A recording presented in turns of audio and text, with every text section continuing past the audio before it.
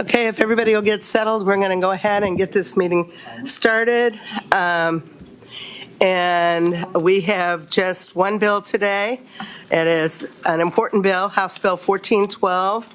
And Representative Baird was the House author, and Senator Dorio is the first sponsor in the Senate.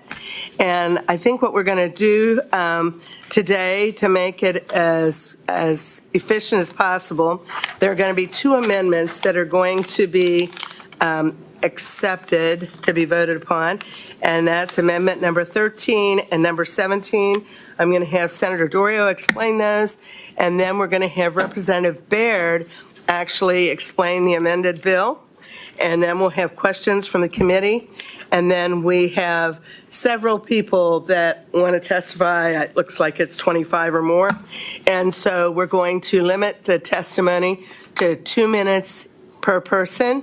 And I'm going to ask Senator Dorio if he can be the timekeeper so that we can actually enforce that.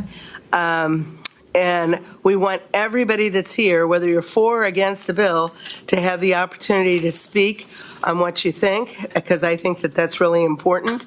And other than that, I think the committee members should have gotten a video from me that I sent of a modern puppy farm, I'm going to call it. So anyway, and hopefully you had a chance to see that.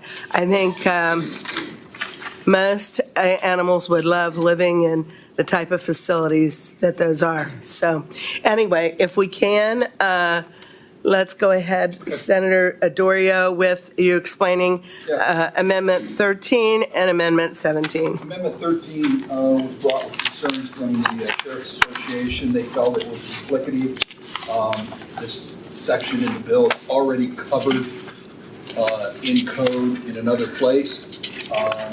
I was in discussion with them on Friday, and we agreed that we could take it out. Basically, it's just legalese. It deletes page 7, lines 28 through 32, page 8, lines 17 through 20, 8, line 21, remove F, insert E, just covering the codes up, and then it says delete CFR 3.1 and 9 CFR 3.1 and insert 9 CFR 2.1 in 4 places. That's basically what it does, and it just takes the thing on law enforcement and just leaves it in code where it is.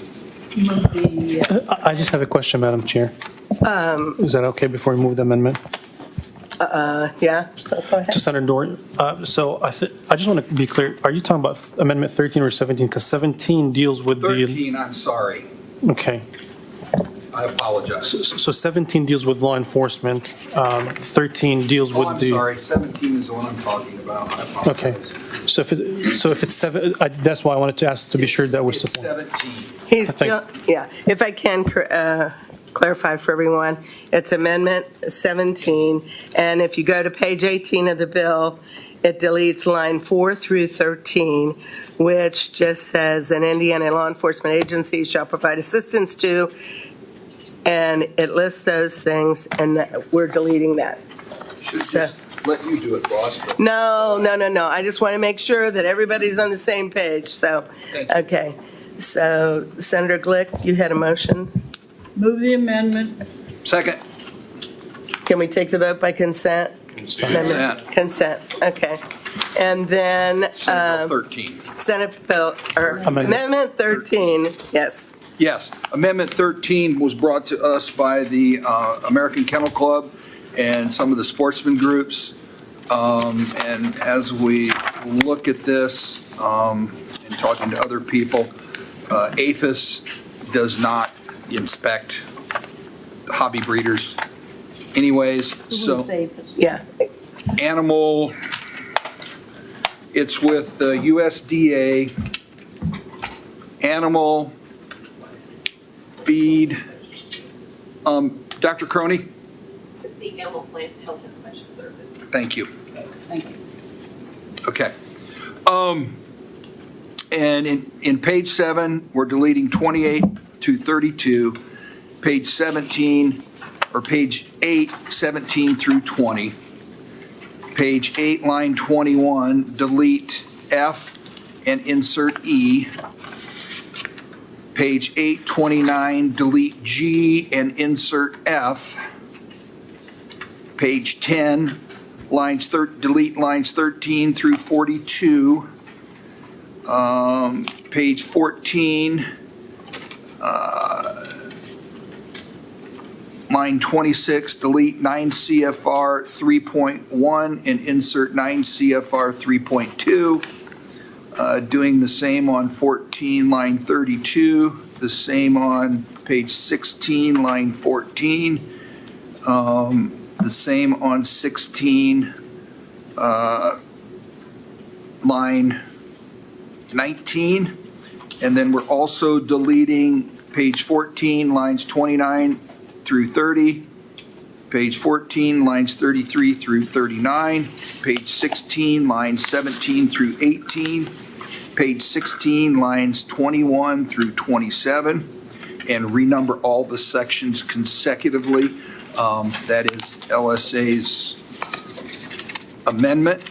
And again, we worked with the American Kennel Club and the Sportsman Alliance, and I believe representatives of both of those are here today. So,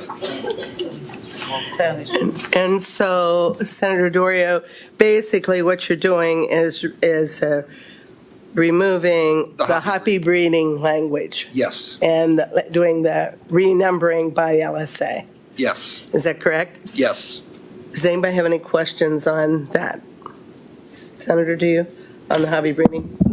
I don't have a question on that, but on the amendment, I would like to ask for roll call. I have concerns about the reducing the standards of care and the discussion around the civil penalties. And for that, respectfully, when we vote on it, I'll just ask for a roll call on that. Okay. Senator Byrne, do you have a question? No. Okay. Do we have a motion to move the amendment? Motion, move the amendment.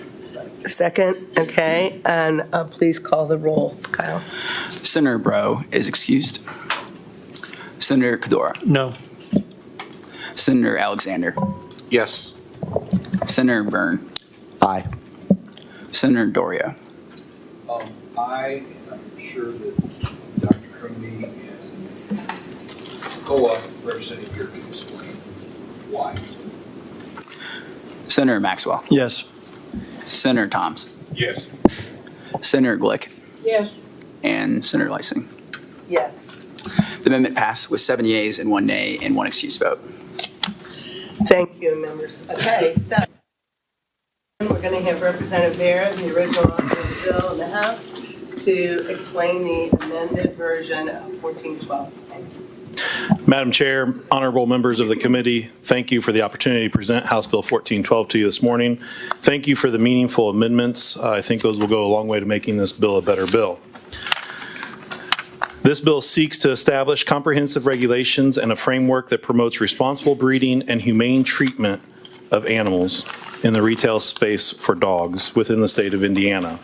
This bill is a critical and necessary step forward to ensure the well-being of our canine companions and to combat the unethical breeding practices.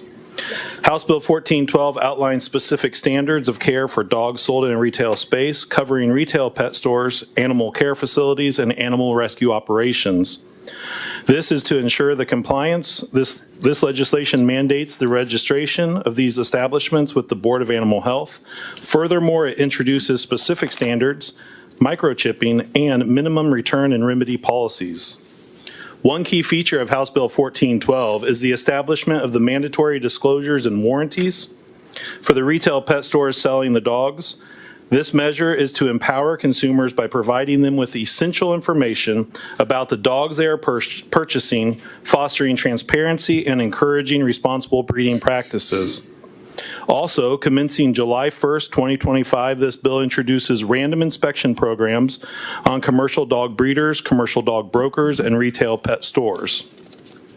This process is an approach to identify critical and address potential issues for violations, reinforcing our commitment to humane treatment of animals.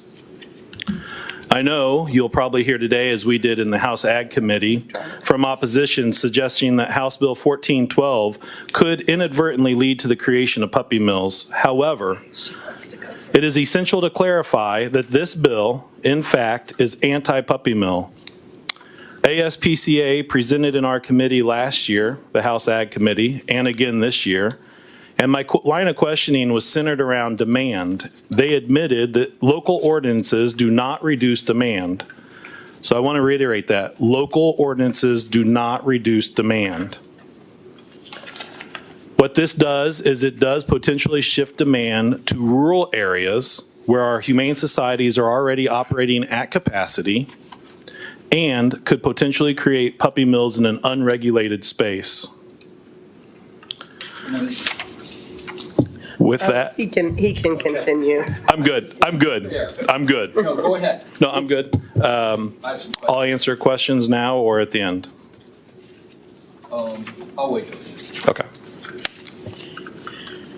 Any questions for Representative Baird in regard to the bill? I have one question. Yeah, sure. Thank you, Senator. Madam Chair. Appreciate it. Thank you for your presentation. So, I worked in businesses, and when a community welcomes a business, it succeeds, the business succeeds and thrives. Why go against, why big government slapping, mandates on the locals instead of allowing the locals to regulate these things where they know what is best for their community? Best government form of government is government closest to the people. So why the provision in the bill that basically mandates from big government to small government that you can't do this or you can't do that? I agree with the second half of your question. I do believe in local control.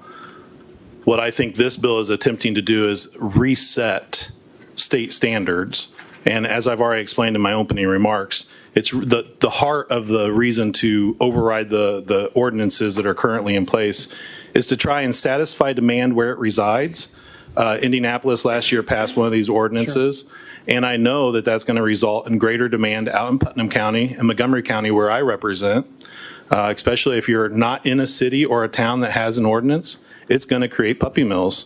You'll see people that are economically deprived, and they will see an opportunity that they can create wealth for themselves in an unregulated space. And I think it's more important to satisfy demand where it resides in a more humane fashion under these new canine standards of care. No, I appreciate your response. I think we can have discussion using data about demand. I think many of our animal care centers across the state are struggling with capacity.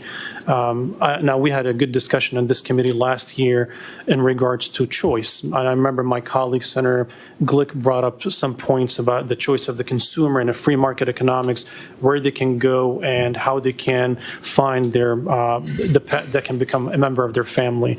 But I think I still believe that similar to other free market economic policies, if you let the locals control these decisions, businesses will thrive, communities will be much happier. And locals still have control. But So locals have control for bad actors. So this is resetting to allow good actors to operate, satisfy demand where it resides, and then the locals have the authority to remove bad actors. So what is the genesis behind a specific date in the bill that said basically after this date or before July 1st of 2024, anything local ordinances will be void? What was the story behind it? What is the genesis behind it?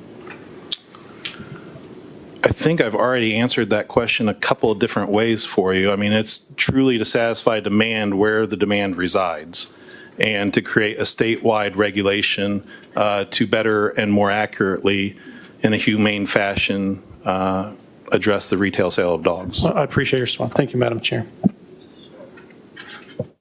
Any other questions for Representative Baird? Yes, Senator Dorio.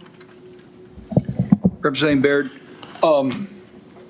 didn't the states create the federal government? Yes, sir. Didn't the states create the Constitution? Yes, sir.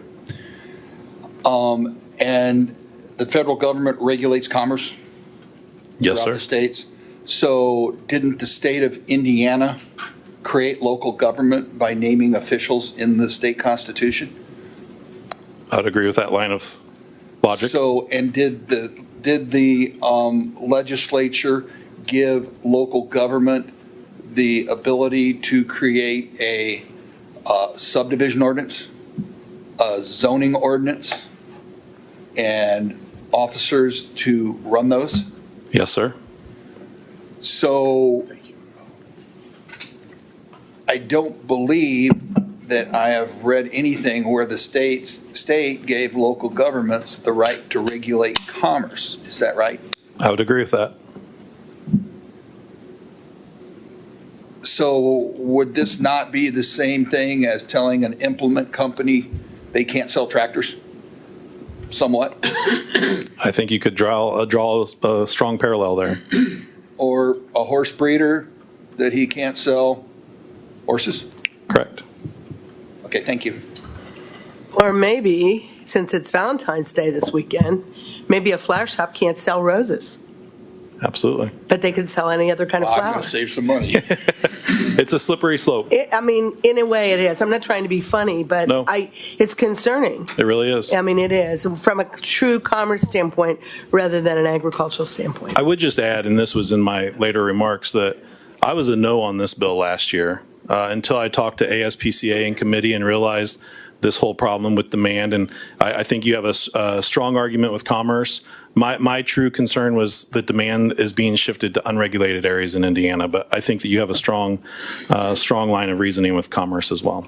Thank you. Representative, thank you very much for coming.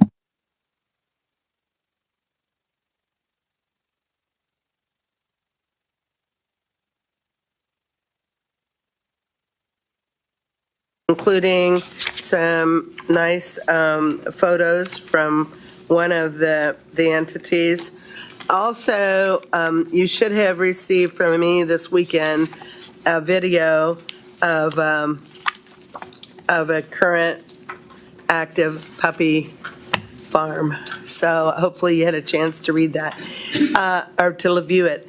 So we are now first going to hear from Dr. Mary Graybow.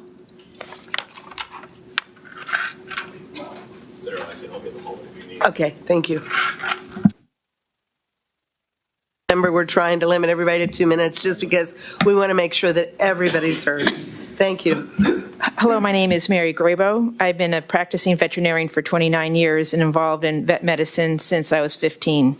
I'm also an active dog enthusiast competing with my dogs in AKC conformation and performance events. I've been doing the onboarding exams for Uncle Bill's pet stores for over 10 years now. I oversee the immunization and deworming protocols and manage any health issues that come up during their time at the stores. I've had the opportunity to visit the breeding facilities in southern Indiana. These facilities were spacious and clean. Dogs are outgoing and friendly, housed with other dogs with nice turnout yards for them to play in. When doing the onboarding exams, I'm always impressed in how socialized the pups are. I've seen great improvement of the health issues over the years that I've been doing the onboarding exams, and currently rarely have to reject a puppy. The most common cause for rejecting a puppy might be a heart murmur. Uncle Bill's works very hard to stand behind their puppies, spending above and beyond to ensure the best outcome for the pups, whether they're pups in the store or pups that have already been adopted into homes. I've also seen them recover their dogs that have ended up in animal control and work to find these dogs new homes. As a practicing veterinarian, I see pups from all avenues that are coming in for their first vet visits, and pups from Uncle Bill's are often better socialized and healthier than the average dogs from other group organizations. And that's all I have to say. Any questions for Dr. Graybow? Okay, thank you very much.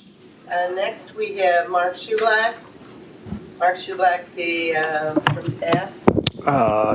Madam Chair, members of the committee, Mark Schublack representing Petland. I would just say there's been a tremendous amount of time invested in redrafting this bill to get it right this year. I want to hone in on a few things. I would submit to you a vote in favor of this bill puts incentive for non-certified breeders that do not have the Purdue Gold Seal standard to get certified to the highest standards if they want to continue to sell to pet stores. Arguably, it may impose the highest standards in the United States on breeders. It imposes new random inspections on pet stores and creates a new set of consumer protections that the Attorney General can enforce. To my friends in local government, I would submit that the preemption on dog sales can still exist if those animals are being sourced from so-called bad breeders. However, if you are sourcing your animals from a pet store from a good canine care breeder with the highest standards, I would submit to you there's no compelling state interest in regulating local commerce when those animals are coming from ethically sourced breeders. And last, I want to be very explicit, there is language here that allows the locals to continue to enforce inspections, business licenses, and other ordinances. It enacts new requirements. Quickly, I'm just going to refer to them by big section. Section 13, a new requirement that pet stores, animal care facilities, rescues cannot operate without registration with Board of Animal Health. We want all our canine cares under surveillance. There's a conspicuous posting of notice. So if there's a problem, people know where to call. In Section 15. In Section 17 and 18, that outlines the registration process. Okay. Any questions? Happy to answer any questions. So do you suppose we'll get much pushback from the shelters and others then? I can only speculate. I think that those who are genuinely concerned for animal welfare, this is going to guarantee that those animals are coming from ethically sourced breeders, and there are requirements in here to enforce against those pet stores. So I don't think there's a need for local preemptions. Thank you. Senator Glick. Mr. Shoeblack, as I read the bill, it says that a pet store must take a dog back during the 3-day period, which is a traditional consumer period when a family, if that puppy or that animal does not blend with the family, that it can be returned up to 3 days. And then if there is a problem with the animal, there's a 3-year period when it can come back under warranty. Is that correct? That's correct. Will you outline the reasons that it may be returned during that 3-year period? Sure. There are times where there are congenital or hereditary conditions that arise over the course of time. And so we want to make sure the pet stores are operating at the highest levels, and they will provide veterinarian care up to the purchase price. We also, for the 3-day, want to deal with, quick purchases. We don't want anybody who really shouldn't have that animal in their custody. So we're allowing them to bring those back. And then for the 2-year in Section 31, there is another section that deals with infectious diseases, and we've covered that as well in the sections of the bill. Thank you. Thank you. And Senator Alexander. Thank you, Madam Chair. We talked about this bill. This bill is infinitely better than last year's bill, I think. I mean, the more we go on about it, but I think on the preemption from the other communities, had something like this been in place, I think they would have been a lot less likely. I think that was the reasoning behind maybe coming up with these bans on puppy mills, is that they weren't, and looking at this, I mean, we will be if we pass this legislation as amended, we'll be the most restrictive state in the nation, I think, with regard to the standards of care for puppies in Indiana. And there's a lot of incentive for the pet stores to do it right. There's a $10,000 civil penalty. They're subject to the consumer protection law by the Attorney General. Yes, I believe that this bill in its entirety is going to raise standards on pet stores. We'll have surveillance on all entities, even rescues, and there's new consumer protections for the consumers.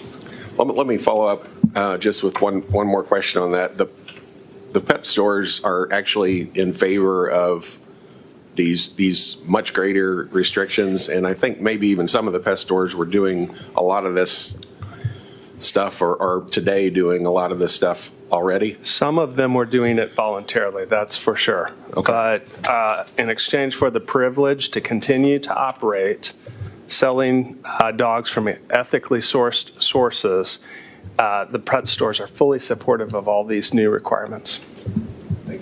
Coach Senator Glick.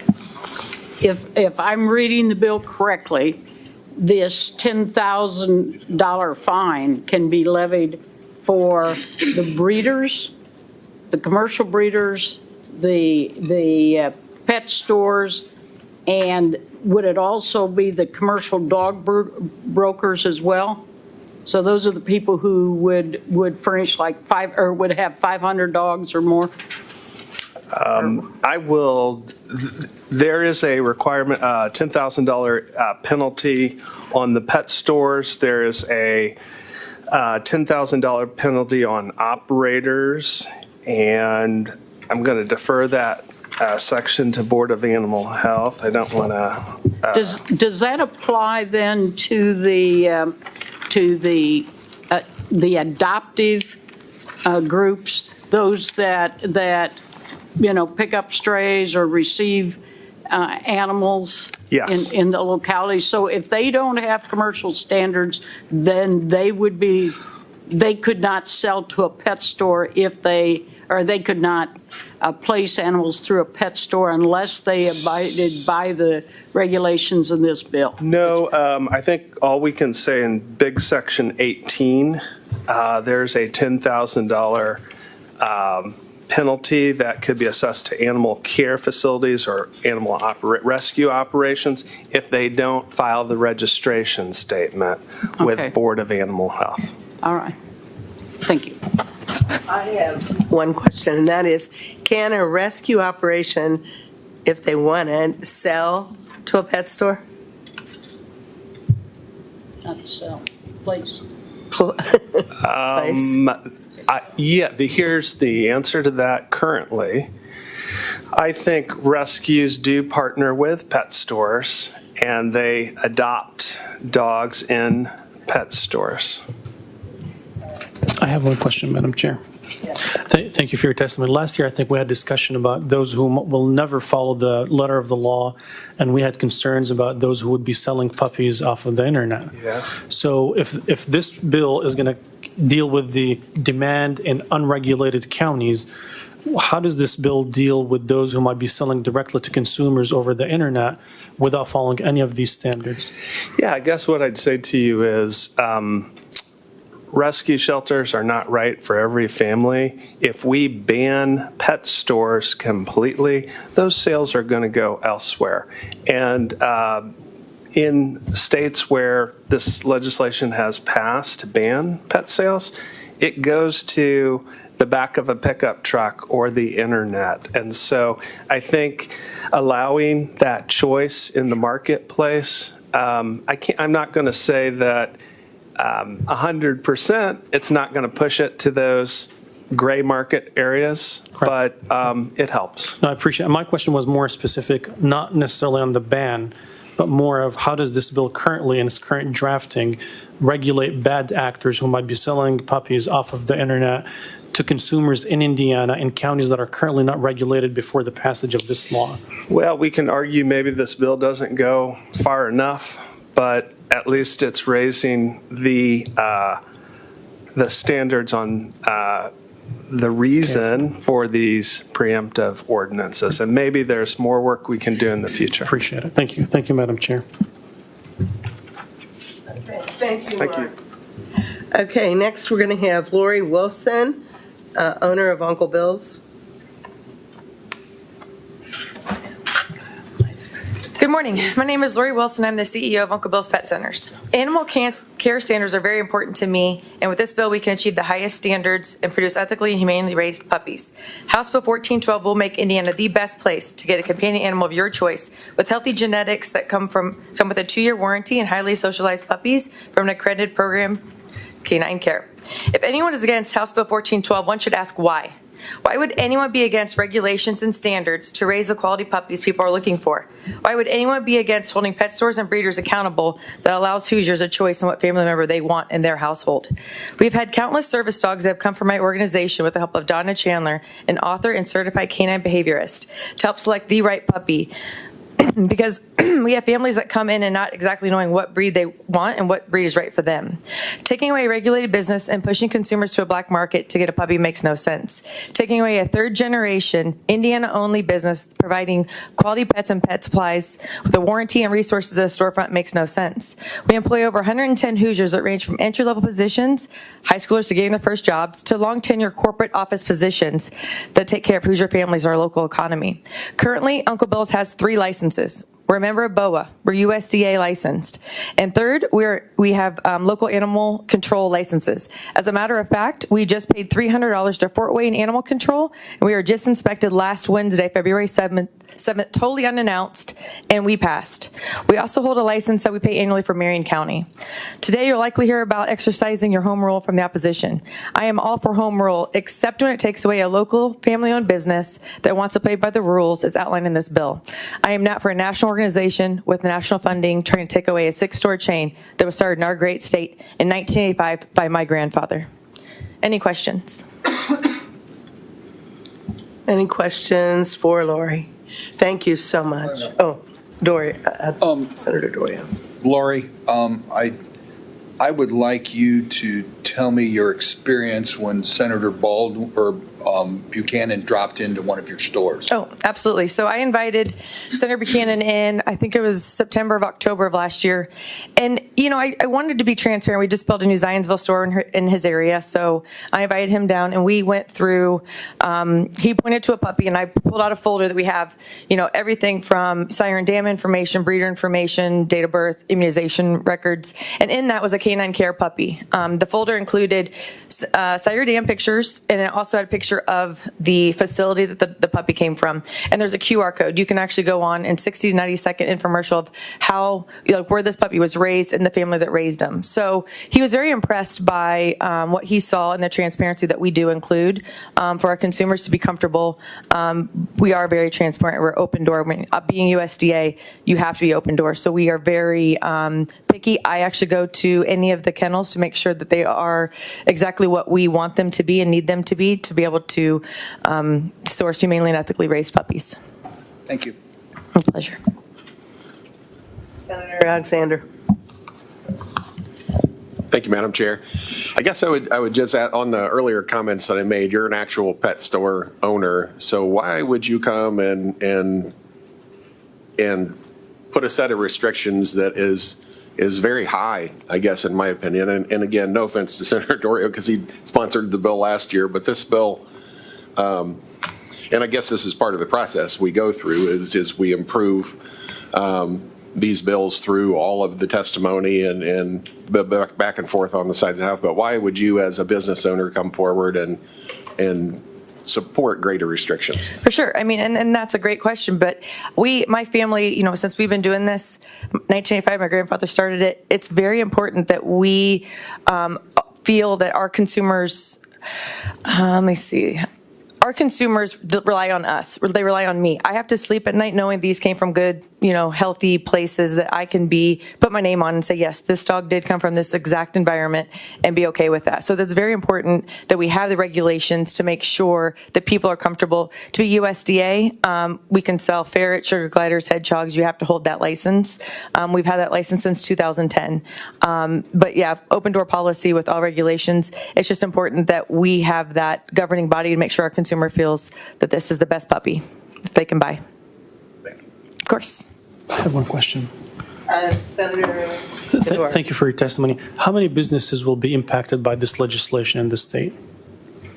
So your I family mean, have 6 stores? I have 6 stores, but be clear, I already do what's in this bill pretty much. I mean, I have to slightly tweak a couple things, but I am not the bad actor in this. So there are some businesses, I don't know exactly other bad actors in the business. I just know what my business, what I focus on. No, I appreciate it. I didn't ask about bad or good actors. I'm just Okay. saying, how many businesses will this legislation impact in the state of Indiana? So your family owns 6 stores? I have 6 stores. Are you aware of any other businesses that will be impacted by this Sure. legislation? I mean, I'm not good at severe north, severe south, but I know there's probably 6 to 8 in the areas that I know, which is Indianapolis, north, south, east, west. I'm the only store in Fort Wayne. Past that, there may be a couple, maybe Crown Point. I don't know. So about maybe 20 in the state of Indiana? Maybe, yes. Thank you. Thank you, Madam Chair. Any other questions? Thank you so much, Thank you. Lori. Okay, now we'll have Jonathan Lawler, Public Policy Director for the Indiana Council for Animal Welfare.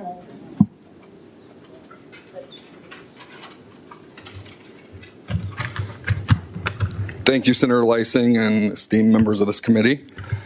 As the Public Policy Director, addressing local ordinances was part of what I did.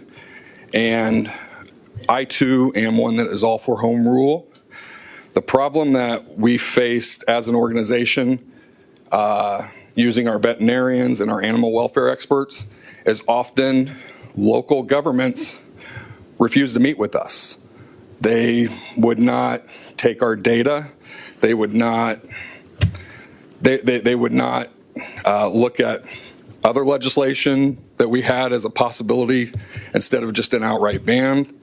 It has happened multiple times. The places where we were able to actually speak to, typically those bans did not go into place. That's why this legislation is so important. Also, as the Public Policy Director, I get to hear from breeders and pet stores across the state. Jonathan, can you say who you are?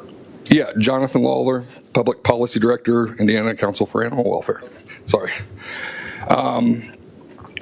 And we have a few pet stores and some breeders that are not happy with this bill because it'll put them out of business. One of them told me that. I won't name the pet store, but they are in northern Indiana, and they're very, very against this bill. This bill does what we need it to do, and I urge you guys to pass it. Thank you. So Jonathan, would you say it will get rid of the bad actors that maybe some people in the past have been worried about? I think it will get rid of quite a few of them, especially the ones selling to pet stores, yes. Thank you. Any other questions from any members of the committee? Yes, Senator Dorio. How many breeders are ICAW members? I believe 412. It changes. We keep getting membership. I think we're at 412. How many are I think Canine Care, there's like 107 or 110, right, maybe, yeah. that are certified, and Yes. another 100 that are in process? That are in the Canine Care? transition period, yes. Okay, Yep. thank you. Any other questions for Jonathan? Thank you very Thanks. much. Next, we have John Troyer, a breeder and Canine Care certified.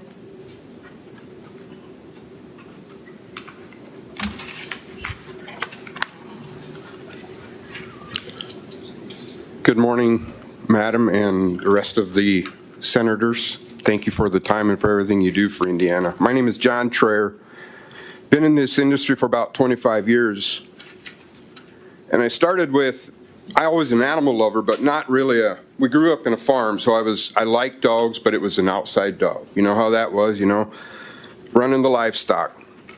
And then we got 2 Jack Russells soon after we married, and my wife wasn't the biggest supporter of that direction I was taking. But it didn't take long before our passion grew for the dog industry. And the reason that it grew on my heart was who denies what a dog does to a person's soul, life? It's life-changing. These are more than just animals to us. So seeing the joy it brings to humans has grown my passion and desire to change this awful Amish puppy mill name. I hate that name, and it is my lifelong desire to change that. It was labeled, and our generations before us deserve that label because they didn't do it right. But it is my mission to change it. The reason I got involved in an organization like ICAW is because I needed backing and help, because you have your best friend that's a substandard kennel. You got to go tell him you have to get out of the industry. And the Amish are a close-knit community. That's one of the hardest things you'll ever have to do, person to person, not for the animals, but to face your friend and tell him, I'm going to turn you into the state law. If you don't think that's hard, it affected my relationship, got me death threats, made that people avoided me in town. That's okay. I'm dedicated to changing animal welfare in our name. I encourage you to vote yes, because we are the ones that deal with those bad actors behind the scenes, and this will help us get rid of them. Thank you. Okay. Thank you for your Any questions for John? Senator Thomas. Thank you, Madam Chair. Not a question, but I just want to make a statement. I agree 100% with you on words are important. And I don't like that term puppy mill either. I wish we would stop using it. We see this in a lot of things. We deal with a lot of issues. That somebody can come up with a slogan or a cute little name, a title or something, and it sticks. And it's designed to give a bad image instead of talking about what the issue really is about. So I agree with you on that. I do hope we would eliminate this word, this term puppy mill. Thank you for bringing it up. Thank you, sir. Okay. Next, we have Devin Troyer, breeder and canine care certified.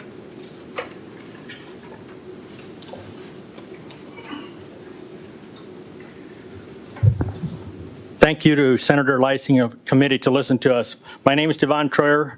We have been raising puppies for 24 years. We are currently serving as ICAW president. We currently have 400 plus members, excuse me, in the state. We are USDA licensed, state licensed, AKC inspected, canine care certified, and KMA evaluated. Every ICAW member that has a kennel is evaluated annually by our KMA team. I am against a substandard kennel as much as anyone is. We do not sell retail. We sell to a broker who supplies puppies to pet stores. We feel every potential puppy buyer should have options like buying retail directly from the breeder or buying from a local pet store who can be trusted.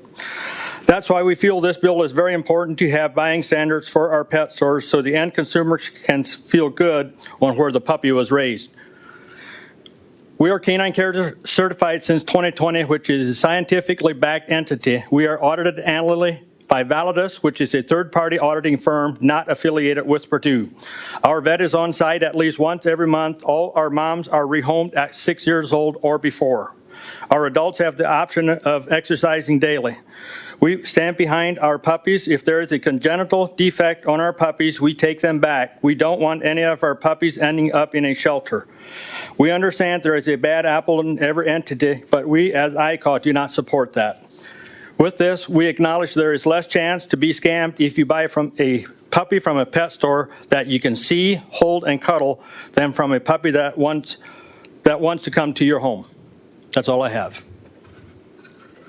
Can you just, for anybody that's listening, explain how you guys handle the puppies in regard to, you know, being different surfaces, indoor, outdoor, playing, people, contact with children, that kind of thing? So we have a family and we also have a worker. So the worker that works for us is very passionate about puppies. So at 3 days old, we do the biosensor. So they're held upside down, tickle their paws, you know, scratch them. And then when they're 3 weeks old, they go to an indoor, in the winter, into an indoor pet area where other litters are also introduced so that they know how to mingle with other litters, etc. And they are handled daily. And do they learn to walk on different surfaces? Yes. Carpet, hardwood, grass? We have carpet, we have aluminum, we have hard surface floors, We have inside turf, and then in the summer, we have outside grass, and then we have deck board. So about 5 or 6 So different. they're really ready for almost anybody's indoor home if that is their choice. Yes, and the play set that they have, they go up steps, they go down steps, they go up steps and go down a slide. Thank you. Okay. Any other questions from any members? Senator Dorio. Devon's in my district, and Devon, did I not call you one Saturday morning and say, hey, my wife and I would like to come up? Yes. And I was up there in about a half an hour? Yes. And I will tell you, my wife went through your kennel, and you didn't have enough time to do what I saw. And my wife said, they keep their kennel as clean as my house. And I will tell you, she's a fastidious homemaker. Do you have regular veterinarian care? Yes. Our vet is on site. The first Tuesday of the month is a standard appointment. We see our vet on an average at least once or twice a week. And do you have dental care? Yes. On the breeding dogs? Yes. We grade our dog's teeth every 2 months, and the vet comes on site in the spring and in the fall to do dentals on our dogs. I'm ashamed to say that I don't do that much for my dogs that live in my house.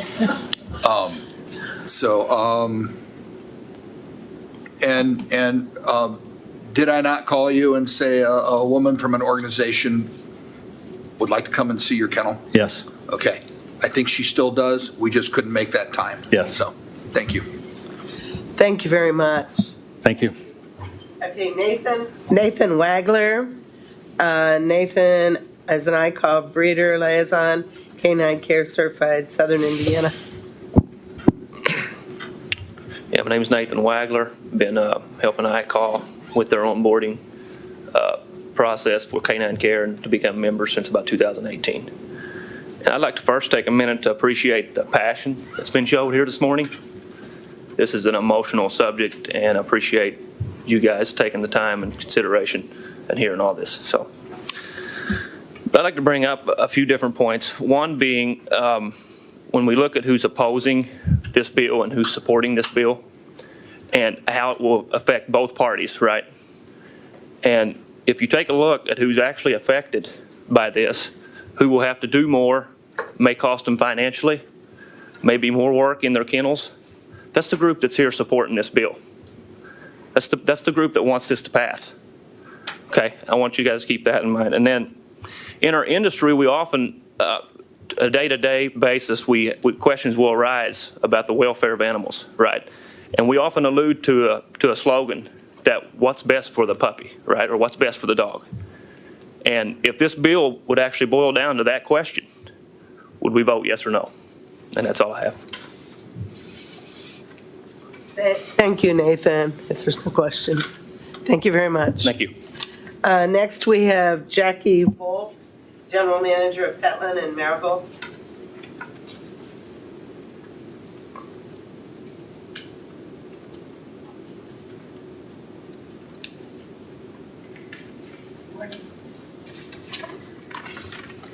Good morning. My name is Jackie Volk. I'm the general manager at the Petland in Maryville, Indiana.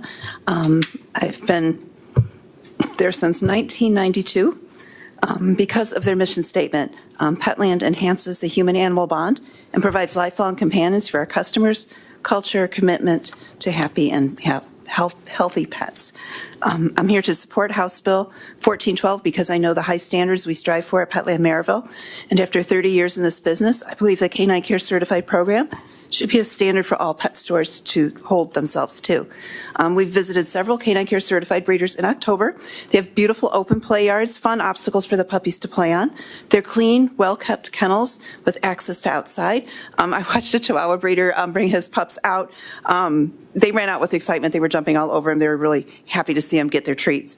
Once a puppy arrives at our store, it's given a full consult by our puppy care team.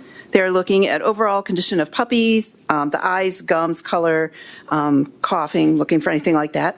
The first day is just total rest for them. We're just watching, making sure that they're okay. Puppies are provided food, of course, water, toys, blankets, just for a full day of rest. The next day, the puppy receives a mini groom, bath, toenails, and our vet comes out and inspects them, makes sure everything is ready to go. Every customer receives veterinary exam notes with a health record. from the breeder, the USDA inspection report, pedigree registration, and a complimentary vet exam as well. I work with about 11 folks. We are dedicated, who are as dedicated as I am to help find families the puppies that fit their lifestyle. Our employees receive great onboarding and learn about our Petland culture, our history, and we take the time to train them on the mission statement and how to fulfill it. Working at Petland for me has been rewarding because we work really close with some wonderful pets and wonderful families. I have a favorite, her name is Jackie as well. She's been a caregiver for my favorite guest. His name is Justin. He comes in every Wednesday, plays with the puppies. But Jackie recently got a little Maltese puppy from us, Daisy, and she just lights up. I've known her for years, and she lights up when she talks about that puppy. So it's really nice to see the happiness. I beg your pardon. Okay. But that's really I'm just happy to be here, and thank you for your time. Thank you, Jennifer. I have one question. If you Oh, want. Senator. Thank you. A real quick question. Of course. Out of your sales and business activities, how much selling dogs on a fair high level, percentage-wise, make up of your overall economic or business activities annually? Is it 10%, 15, 20? I would have to defer that to somebody else. I don't really have that. Okay. I'm sorry. Thank you. Thank you, Madam Chair. Thank you. Of course. Senator. Thank you, Madam Chair. If somebody comes into your pet store and wants to buy a puppy, what kind of a qualification process, if any, do you go through? Well, we ask a lot of questions. We're wanting to know, their lifestyle, their ages of their kids, things like that. We'll pull out as many puppies as they need to, answer all their questions. Have there ever been times where you've denied somebody to purchase a puppy because you didn't feel like it was a good fit? Yeah, it was really awkward. Yeah. Thank you so much. Okay, next we have Jennifer Ferenci. I might be saying this wrong, and she's a franchisee of Petland. And then after that will be Dr. Andy Pickering of Petland. Okay, go ahead, Jennifer. Thank you for the opportunity to testify in support of House Bill 1412 to protect animal welfare standards. My name is Jennifer Ferenci, and I own and operate Petland in Terre Haute. I came to love animals through my first job at Petland, starting out as a trainee. I worked with a dream that someday I would own a store and care for animals for a living. 34 years later, I'm grateful to stand here proud of the work that we do and ask you, policymakers, to make Indiana the safest state in the U.S. for dogs. House Bill 1412 requires pet stores like mine to purchase dogs from only breeders that follow the gold standard and are certified by our very own Purdue Canine Care Certified Program. As many of you know, the standards of care were created by Dr. Candace Croney, PhD at Purdue University. Breeders seeking to be certified must meet or exceed rigorous standards for physical and behavioral welfare in areas such as nutrition, veterinary care, genetics, housing, handling, socialization, enrichment, and exercise. Currently, my store works with the veterinarians at Wabash Valley Animal Hospital. They can vouch for the health standards I have at Petland Terre Haute. Our instances of hereditary issues are less than 0.5%. If there is ever a health issue, I stand behind the health warranty and care for each customer we provide pets to. I have been known to help people with things even when they are not my responsibility because of the desire I have to be helpful and create a family of customers. In addition to supporting canine care, I want to work proactively with the Indiana Board of Animal Health and welcome them to any inspections in my pet store at any time. The breeders I work with are some of the most hardworking people I know. My breeders are selected to ensure that they follow care standards before looking at any of their dogs. Most important question is whether I can personally visit their operation. I visit breeders on a weekly basis, every week, to ensure that they are all properly licensed from the state and federal government and to see their facilities. When it comes to checking out a breeder, seeing is believing. That's exactly what House Bill 1412 does. By adding regular inspections of breeders and pet stores, we can hold breeders and pet stores accountable for animal care. Pet sale bans do not prevent the breeders that are not following state and federal laws. Instead, it motivates bad actors to get online and sell puppies unlicensed and many times not healthy with no customer recourse, vet checks, or warranties. The best way we can stop puppy mills is by increasing our standards and inspections in Indiana. I urge you to vote yes. Thank you for the opportunity to testify. Thank you, Jennifer. Senator Doria. Cadora, I'm sorry. It's an honor to be called Senator Doria, I think. I respect my colleagues. Thank you for your testimony. I'm just trying to get a feel and understanding of the economic or business activities of selling puppies so that I can understand the magnitude of the problem. Can you share with me, maybe in your business on an annual basis, how many dogs do you sell, or roughly speaking, how much of your business does it make, like 10%, 20%? Average for 400 puppies a year. Okay. Last year, 410. And the percent of my business is probably 65 to 70%. Excellent. And then the final question, is there a ban on selling puppies at your store in your community? Not currently, no. Thank you. Thank you, Madam Chair. Thank you for your testimony. Thank you. Now we have Dr. Andy Pickering from Petland.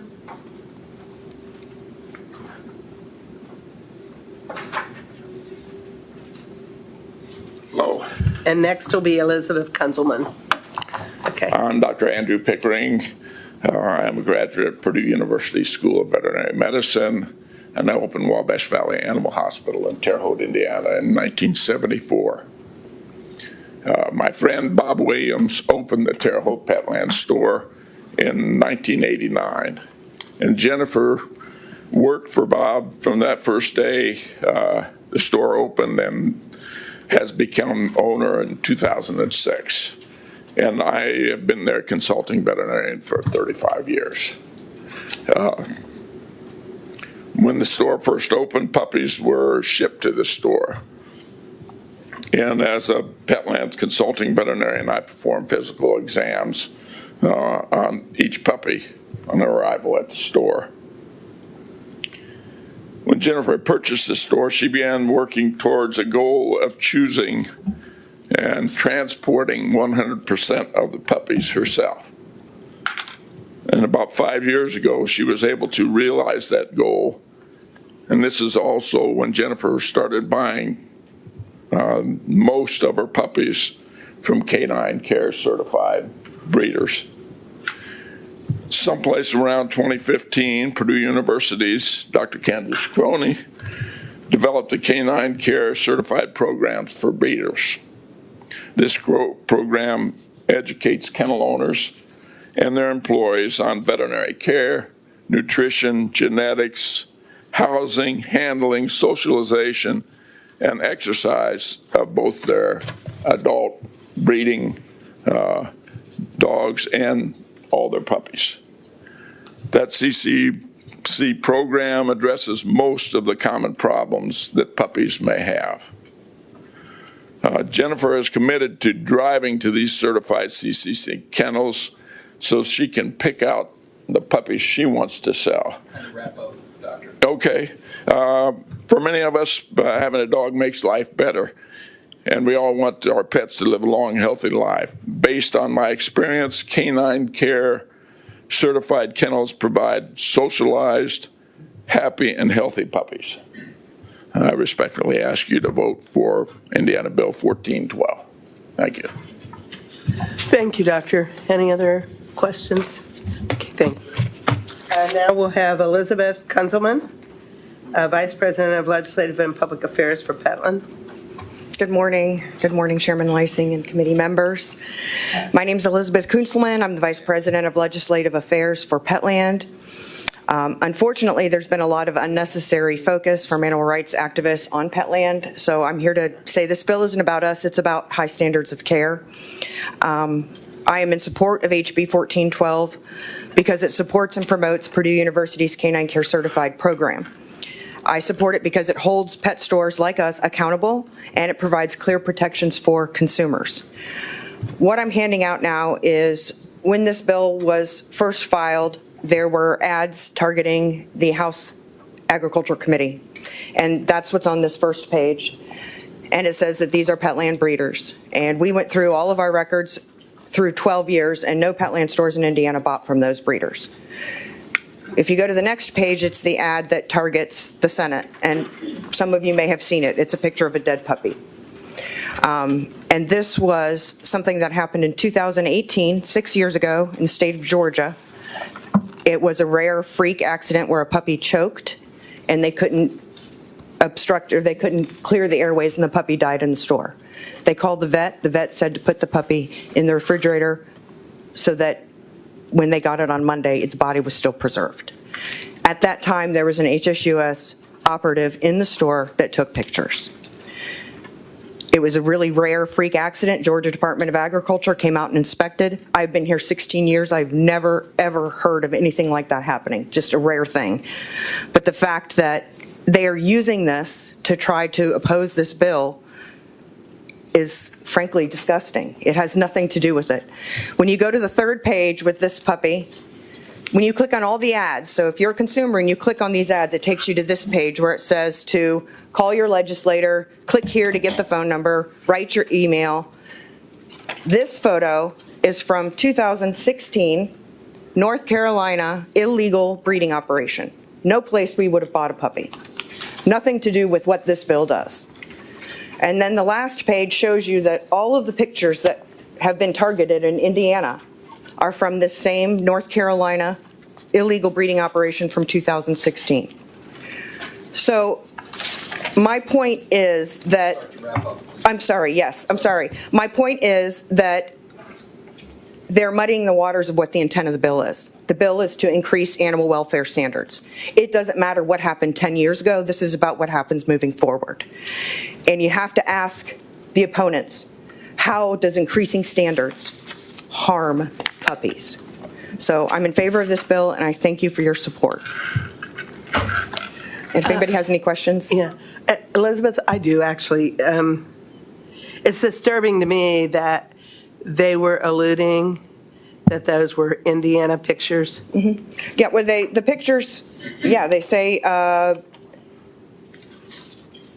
actual puppy mills sourcing puppies to Petlands, or to Petland, and then it says HB 1412 protects puppy mills. Okay. By the way, none of these would be, they're not Canine Care certified.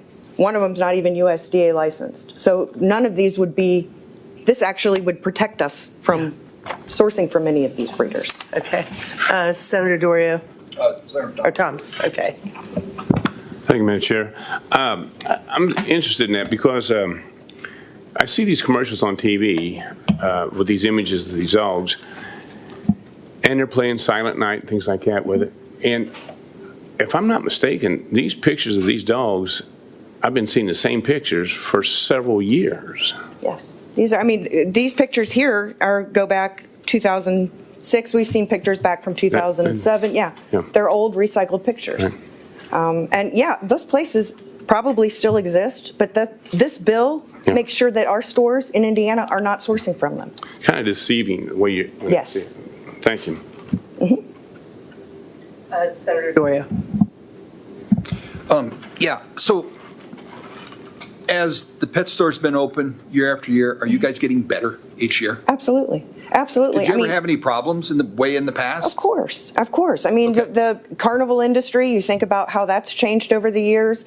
Pet stores, I mean, all you can do is get better every year. And yeah, huge difference. And has Canine Care forced you to look in the mirror and go, wow, we got a lot of work to do?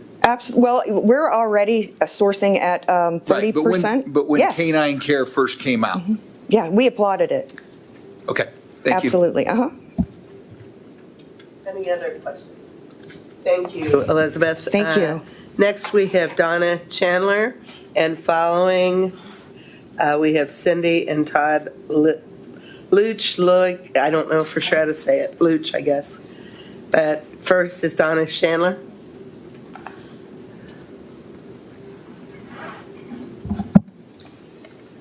Thank you. My name is Donna Chandler. I'm a canine behaviorist. I've trained dogs all over the United States, Australia, Kenya, Britain. I do service dogs. I do dogs that help people with PTSD, diabetic, and seizures. The majority of my dogs come from pet stores. And really and truly, Lori Wilson and I work very closely together in acquiring the right puppy. These puppies cannot fail. They change people's lives. The biggest thing going on in America right now are school dogs. They change little kids' lives in the schools. I just did a huge convention where the school dogs was the main topic. There were over 2,000 people that came to the room, and I thought there wouldn't be 100.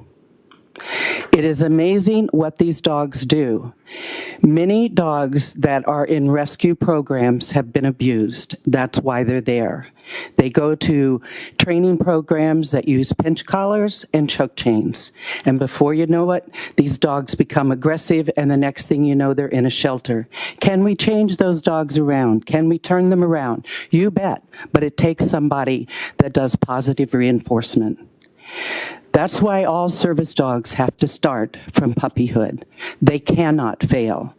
It costs anywhere from $10,000 to $50,000 to get a service dog in America. And it's changing around the world as well. My dog flies with me everywhere because I use her when I teach veterinarians and veterinary technicians how to train dogs. Because veterinarians do not study canine training in vet school. They study the medicine of dogs. Why are dogs surrendered? It's behavior. And I can tell you it can be prevented. There's many, many ways out there, and the pet stores in Indiana, I am blessed to know many of them. I see them at all of the conventions that go on, especially Purdue Universities. And it is amazing what these people put into breeding and selling these dogs.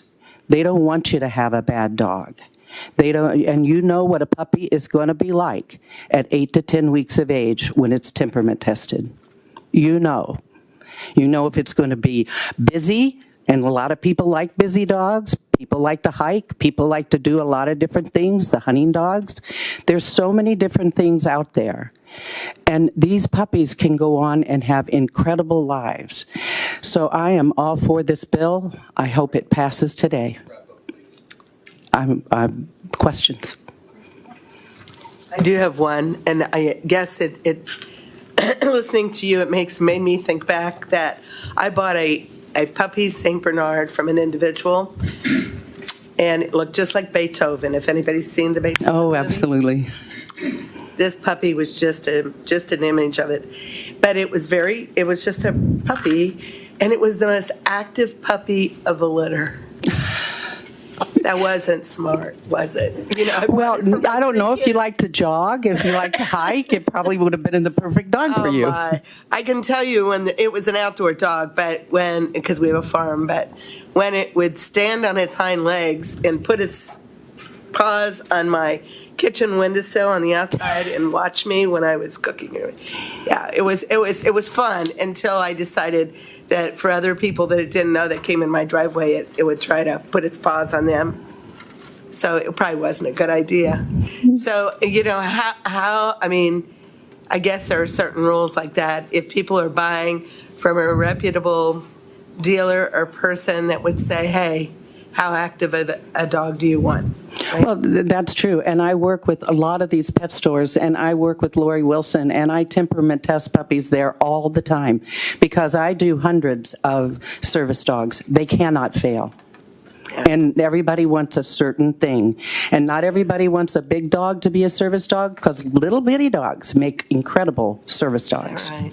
Yeah, they smell your adrenaline, and it comes out from your pulse points. That's amazing.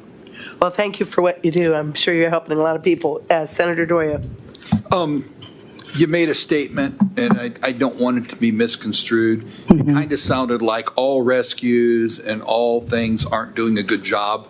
No, I didn't mean to impose that. Clear that up. Okay, we know there are good rescues. Doing fantastic things. There are, and we turn those puppies around, and I teach a lot of people how to do that. before they ever put them up for adoption and things like that. A lot of puppies, and do some of these puppies become service dogs? You bet. But the risk is when you buy one, they can't fail. Okay? So that's the risk in adopting a dog to become a service dog. That's the risk. But I do them, and I do have success. Okay? Any other questions? Thank you for having me today. Any other questions from members? No? Thank you. So actually, looking to speak in, that's a voice there. Actions opposed. Is that good? Who's on there too? Okay. All right. So now we are going to, I think primarily these people are going to be on the opposite side of this bill. And this is, the first person's Thomas Dell, and he's from the City Council of Columbus, Indiana.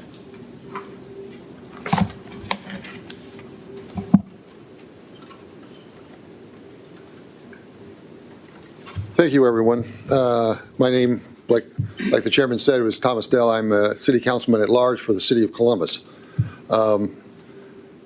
There's been a lot of discussion from a lot of folks that are probably good breeders and good people and maybe good pet stores. And sometimes communities are made up of other people that don't. Our county had zoning ordinances that certain breeders had to come in front of. And there was some discussion about the fact that you didn't, that the counties weren't able to regulate things. But they had to come in front of that Board of Zoning Appeals to try to get a variance in order to have a kennel. Our Board of Zoning Appeals in the county decided that they didn't want that. So because of the type of breeder it was, they felt like they wanted to deny that request. So there is some controls from out in the counties. The city decided that we were concerned that there were going to be bad breeders and bad operators within our community. We felt like it was necessary to take the step to not allow those to come. So we disallowed having sales of dogs, cats, and bunnies within our community. Now we asked our ordinance review committee to really look at this hardly because we weren't really sure that it was going to take, we really wanted to go down that path. But we did because the reason we had is we talked to all the pet stores in our community. None of them sell pets. The only one that did was Rural King, and they sold bunnies, and the manager said he didn't really want to sell bunnies because he makes so much on the residuals that he sells in support of the dogs, cats, and the bunnies. So he wasn't really in favor of it. The question I have is the fact that I think you ought to send this back to the House because the one aspect that you guys have put into the play within this particular bill is you're taking the local control away. You're telling us what we can do and what we can't do. Our constituents asked us to do something. We responded to that. We didn't make it up on our own because we did our due diligence in making sure we made sure that all of our citizens were involved, the stores were involved, and the council was involved. We were all engaged. We decided that wasn't for us. Give us that opportunity. Send it back. A lot of the things in this bill make sense. A lot of the things make sense as far as some of the industries that are out there. But when you take control away from us, you don't allow the locals to even have a say, then you really restrict some of the things we're going to be able to do in the future. So think about that in that respect, because we need some sort of opportunity to make decisions for our constituents, our people that put us in place, and you guys need to at least consider that as far as that goes.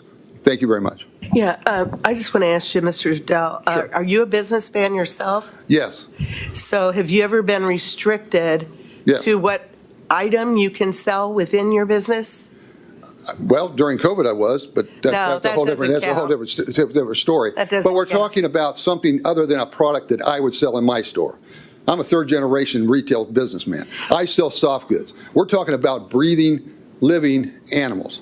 I think that takes us to a different level than when we're talking about flowers, or we're talking about an item, we're talking about a tractor, or we're talking about some other particular item that's tangible. We're talking about animals. And I think we need to take better care in respect of them, and if allowing communities to say, maybe we don't want that. So you would rather not have healthy puppies be available to the residents of Columbus, Indiana? I think to some degree we're trying to protect that. I think some of the things in this bill are fine, but when a community decides, I'm not saying this is for every community. I'm saying this was right for our community. We made that choice.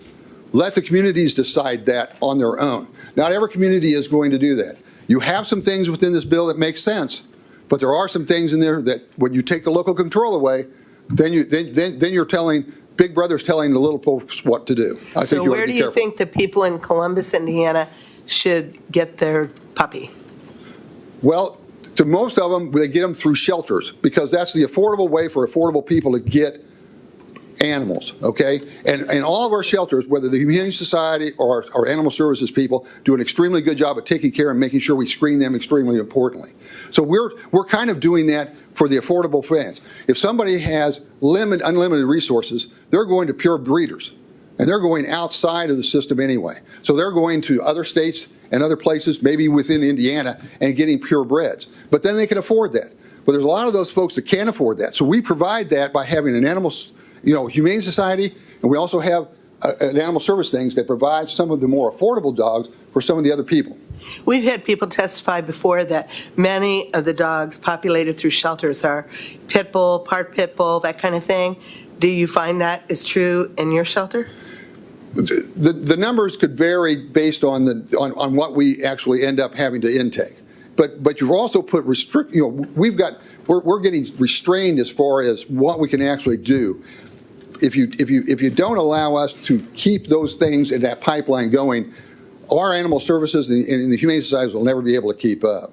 This is another avenue to allow affordable people to be able to have a dog that's probably going to be a good dog. We're not taking bad dogs like these bad breeders are doing. We're not doing that. These good breeders are doing what they should be doing. That's great. But my point is, you ought to allow the local communities to make that decision. Senator Glick. Mr. Dell, going to the merits of the bill itself, it raises the standards and puts in place standards to regulate the care of those animals. Correct. Do you think that's an improvement over these bad breeders that you're talking about? It is. I'm not saying everything within this bill is bad. I'm not saying that. But when you get down to the very end of it, you just basically say, but you have to follow these rules only. That's when I have a problem. You're not allowing the local community to say, this is a standard we want. This is what we want within our community. But there's language in the bill that says this doesn't interfere with the localities having their own rules. It's saying you can't outright ban commerce in this area. But that's part of the rules. So you're setting in your own statement the fact that we have control, but we don't have control. It's got to be either one way or the other. You can regulate, but not ban. You're putting those stores out of business. No, I'm sorry, we're not. We've got 5 stores in our community that don't sell animals, and they're still in business, and they're doing a lot of business. But so they're not selling. You banned the sale of animals in your community. What we did is we banned the retail sales in retail stores, but we did not ban it. Dogs, cats, and bunnies. And That's bunnies. correct. But I can buy a lizard, or a snake, or tropical fish. Correct. Okay, so you're going to choose what pet I buy. We think that in order to control the industry, if you don't believe there's a link between You want to control. No, I'm just saying, if you don't believe there's a link between the industrial breeders out there and retail sales, then I'm not sure that you're looking at reality today, because there is a link. And so we've decided that we want to protect that and protect not only our consumers, but the animals that they're trying to sell. So you're going to protect so restrictive Yes. that you're not willing to accept good breeders, you're just going to ban all breeders? All sales? Just all sales, of not puppies. breeders. We're just banning sales. It's the same thing. If you ban them from sale, now you have to go online. What if I don't want a pit bull? What if I don't like a mixed breed? What if I have a specific dog I want to buy? Then if you can afford it, you could probably find a breeder for What that if breed I'm just someplace the else. average Joe that wants to buy a puppy for my family? I can't go and handle a dog at a pet store. I think we can provide that. I think we're providing that through our Humane Society and our animal services. I think we are. What if I want a choice? Isn't that what America's all about? Then unfortunately, it's going to cost you more for that choice. In Columbus, Indiana? Correct. Okay, but we're talking about the state of Indiana, 92 counties. All I'm trying to say is, in fact, that's for other communities to decide. We made our choice. I see. But you're not allowing us to keep that choice. Okay. Thank you. Senator Thomas. Thank you, Madam Chair. You made a statement, I think, that you anticipated we was going to have bad actors come into your city. Correct. That's why. Did you have bad actors try to apply? We had some that were looking to move in, and we decided that we wanted to make sure that they didn't. And we also wanted to make sure that we had some bad breeders that were going to move in that we didn't necessarily want. I mean, that's what the county decided. How did you determine they were bad actors when they was trying to apply? Just because we went and visited some of the other places that they had, we realized that they were not the type of breeders, and they weren't the type of supply people that we wanted to have come into our particular market. So you inspected everyone that applied then? Yeah, the ones that did. Everyone, yes. you applied? Yeah. And every one was bad? The ones that were coming into our community, they were. Is that right? Yeah. When you said we decided, who's we? Well, we as the city council, basically, and the community that elected us. That's we. It's the community that decides more than I decided. So that we as a bigger, broader group that within our community. So the community, the entire community said they wanted this? Correct. Nobody was opposed, nobody wanted to be able to buy a puppy in your city? No, they didn't want. It wasn't that they didn't want to buy puppies. No, that's my question. Was there anybody that wanted to buy puppies that was opposed to what we was doing? We didn't have anybody that was complaining of the fact that they couldn't buy a puppy. Is that It was right? the fact that we weren't going to allow them for sales in our retail operation. Not a single soul? Right.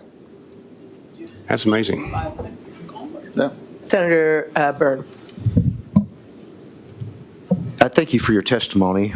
Just a quick question on, you have an animal shelter in the town then, I guess? Yes, in the city of Columbus we do. So, we have a humane society that takes care of the county. That's correct. And I heard you say, I believe, that you'd rather have people get animals from there. Is that correct?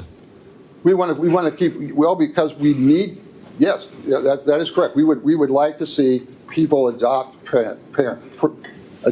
pets from our animal shelters, because we think that's an affordable way for them to get a really good quality animal, and it provides a service that we can give to our community, yes. Okay, and then I also heard you say if people don't want to get those animals, they could go elsewhere, right? Well, a lot of times if you want a pure breed, you're going to go outside, either go someplace else in Indiana or outside in order to get that breed. And so it's not like we're stopping that particular commerce. Right. So at the state level, we have an interest in, first of all, we want to create jobs.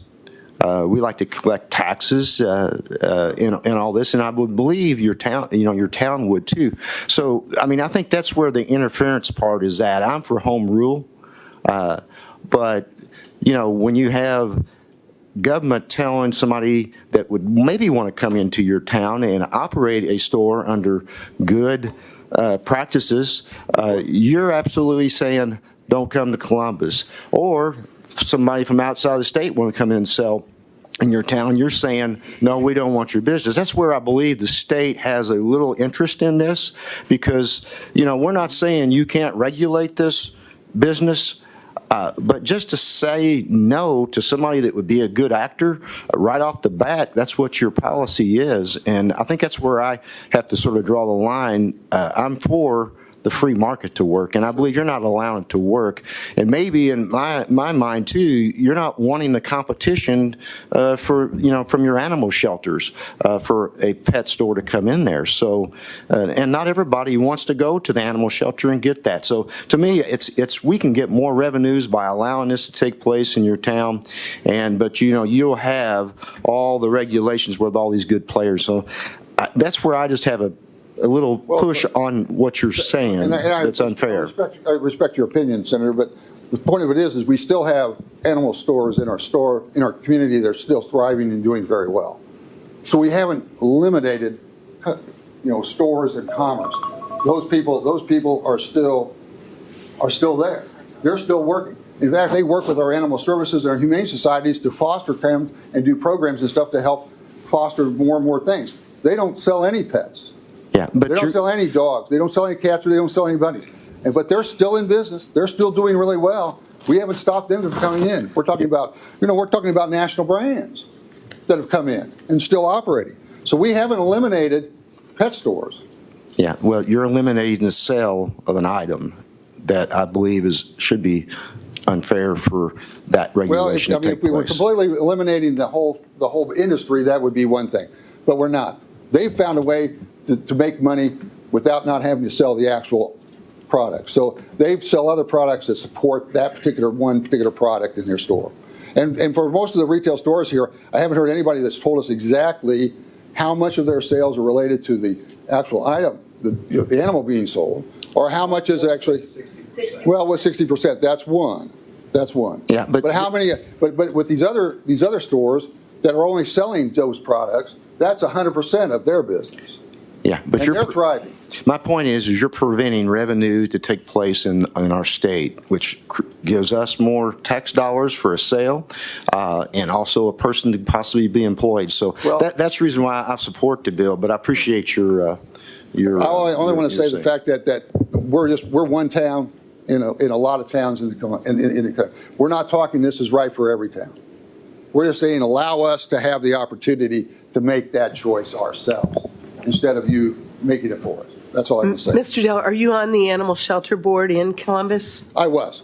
You liaison. was? Yes. Okay. Yes. And about how much do dogs cost when people go through the animal shelter on an average? Oh, I'd say on average, maybe I'd say $125 to $150. Okay. And what kind of papers do they get? Well, they get all their vaccines. They get spayed and neutered. They all get chipped. They don't know what their background is. Yeah, we screen them before we ever let them out. Yeah. But aren't a lot of those shelter dogs stray dogs that you wouldn't know their parent? Well, some of them are returns from people that had them that they can't take care of them anymore. Okay, all right. And some of them are free given, some are rescues, that's correct. Some of them come from some of the unfortunate, in industrial, places from around us. They get dumped into our county, but we do the best we can to take care of them as best we can and foster them out. I have family that live in Columbus, and I guess I'd much rather have them go to a pet store and get a cat or a dog than a python. So how do I Well, it depends explain on whether you're really into pythons. I don't know. They have a lot of things. But pythons are something that you can sell in Columbus, right? Well, my point is the fact that you can still get an animal. You can still go outside and get a breeder to get an animal. The point of it is the fact you're probably going to still buy all your supplies from somebody in Columbus, and that's going to take care of them. So that But thank you. I have a question, Madam Chair. Senator Cador. Two brief questions. First, as an elected person, if your policies are in opposition to what your constituents are asking for example, if you mandated a ban at a local level and your constituents are opposed to it, they will fire your next elections and replace you with someone. Isn't that true? Oh, no question. No question. We wouldn't have done this without the support of the community, and those are our constituents. Correct. Second question, how many of the puppies that were sold at pet stores as a percentage of the pets that are been returned to your local animal shelter? Do you have that stat? I don't have that stat because we didn't. The only one that was selling animals that were within our ban was Royal King that sold bunnies. Okay. Everybody else didn't even sell pets. Do you currently have before we even acted that legislation? Got it. Thank you. Thank you, Madam Chair. Yeah. Thank you. Okay. Because of the wonders of electronics, we have some people for and against, so they're going to be a little mixed up right now. But our next one on this list is Whitney Zerker, maybe. And then the next one after that will be Todd Chandler.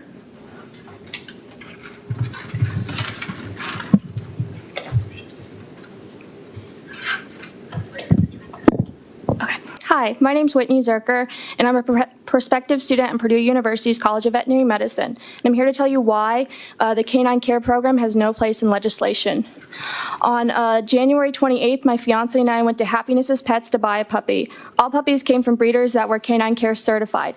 Most of the dogs were not even AKC registered, though. We went to adopt an AKC purebred beagle. Glacier the beagle only had 2 papers, though.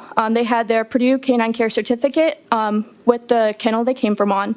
The kennel was actually misspelled when referenced to the AKC registration, and the other paper was the Happiness is Pets shot records, microchip number, sire and dam's name, and breeder address. When I asked for the completed health testing from the retail store, they said they didn't have those on file due to the lack of storage. Instead, they told me I should contact Purdue's Canine Care Program and the breeder to request the records.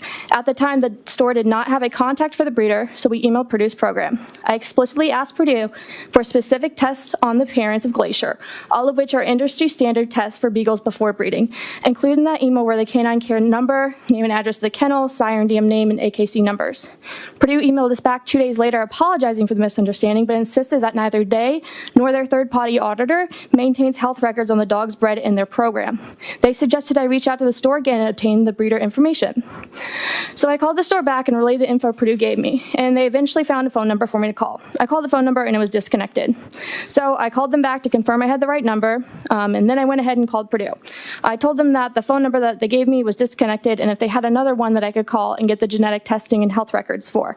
Purdue said they had a different number, but they couldn't give it out, so they called the breeder and left a voicemail with my information for them to call me back. And Purdue was very adamant. They're like, I'm so sorry about this. They should have this. Give us a call back if you don't hear anything from them, because we need to get this issue fixed. I waited 3 days after not hearing anything. I called Purdue back. And it's been over a week, and a once responsive and prompt Purdue has neglected to return my call. Mind you, I spoke to the same person each time. Currently, as it stands, information on the breeder that purchased Glacier on 1/16/24, we do not have any working contact for them.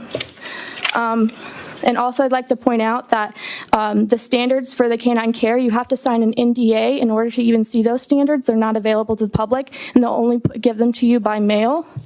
And it's sad as a veterinary community that we have AKC standards. Okay, yeah.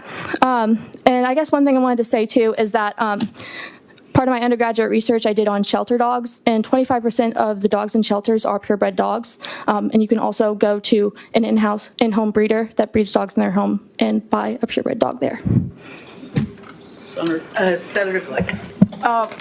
Do you believe increasing the standards on the pet stores as well as the breeders and the commercial brokers would improve the situation or remedy the situation that you testified to? Yeah, so I think that increasing the standards of care has nothing to do with the ethicality of if these dogs should have been bred, and the health and genetic testing that we now know with modern science is something that you should be able to see when adopting a dog. So what this canine care program was meant for, it was meant to improve the husbandry practices for these breeders in Indiana. Dr. Candace Croney, she does amazing research that's kind of novel in the field. But what she doesn't, and what a lot of this program doesn't do, is they say that they do the genetic and health testing, but it's not pertinent information. So I don't know if the dog that I'm getting is a carrier for a disease, or if down when they're 7 years old, if they're gonna if they have the potentiality to develop a disease that is preventable by just not simply breeding that dog.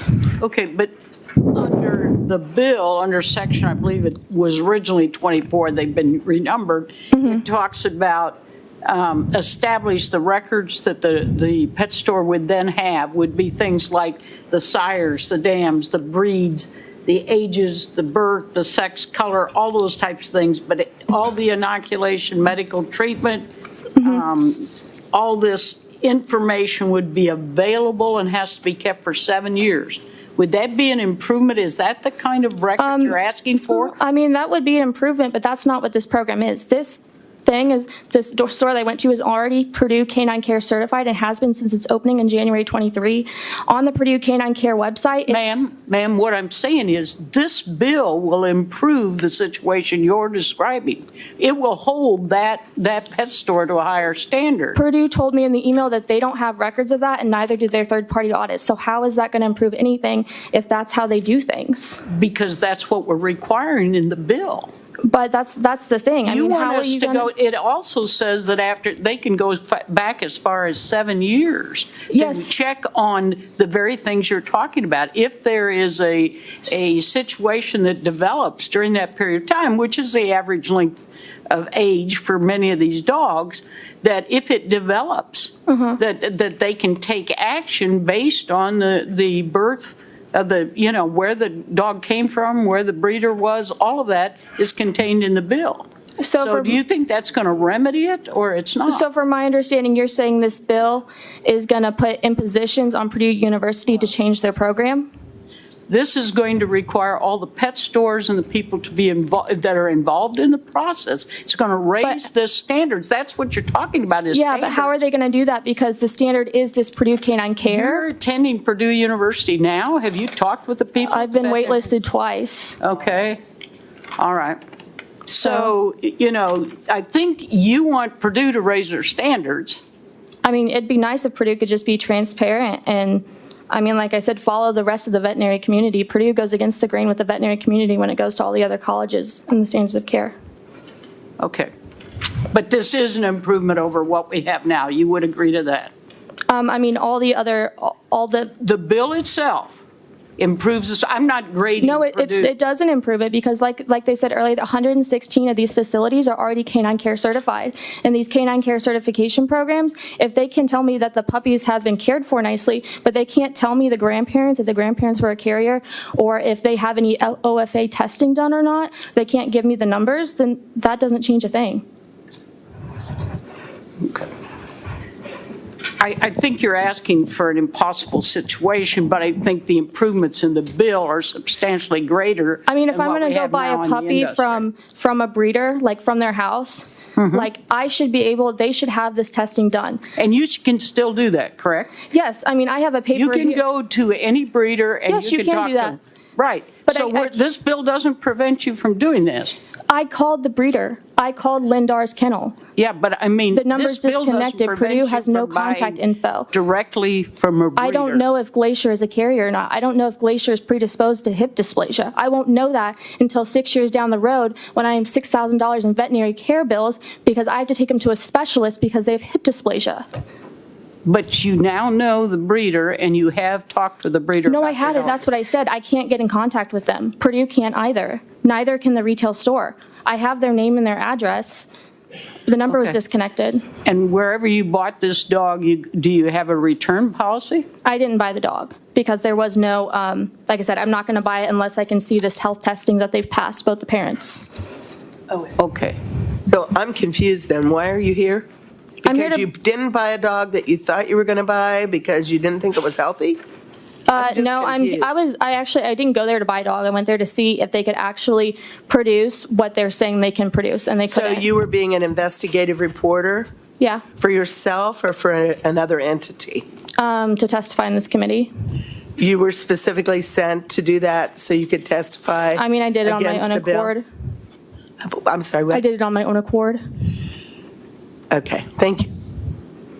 She answered my question. Yeah. Any other questions? Thank you. Next, we have Todd Chandler, and it looks like he supports the bill. This is the wonder of electronics. Is Todd Chandler? I've already been on You've been here? Okay, all right. And then what about Graham Rubarger?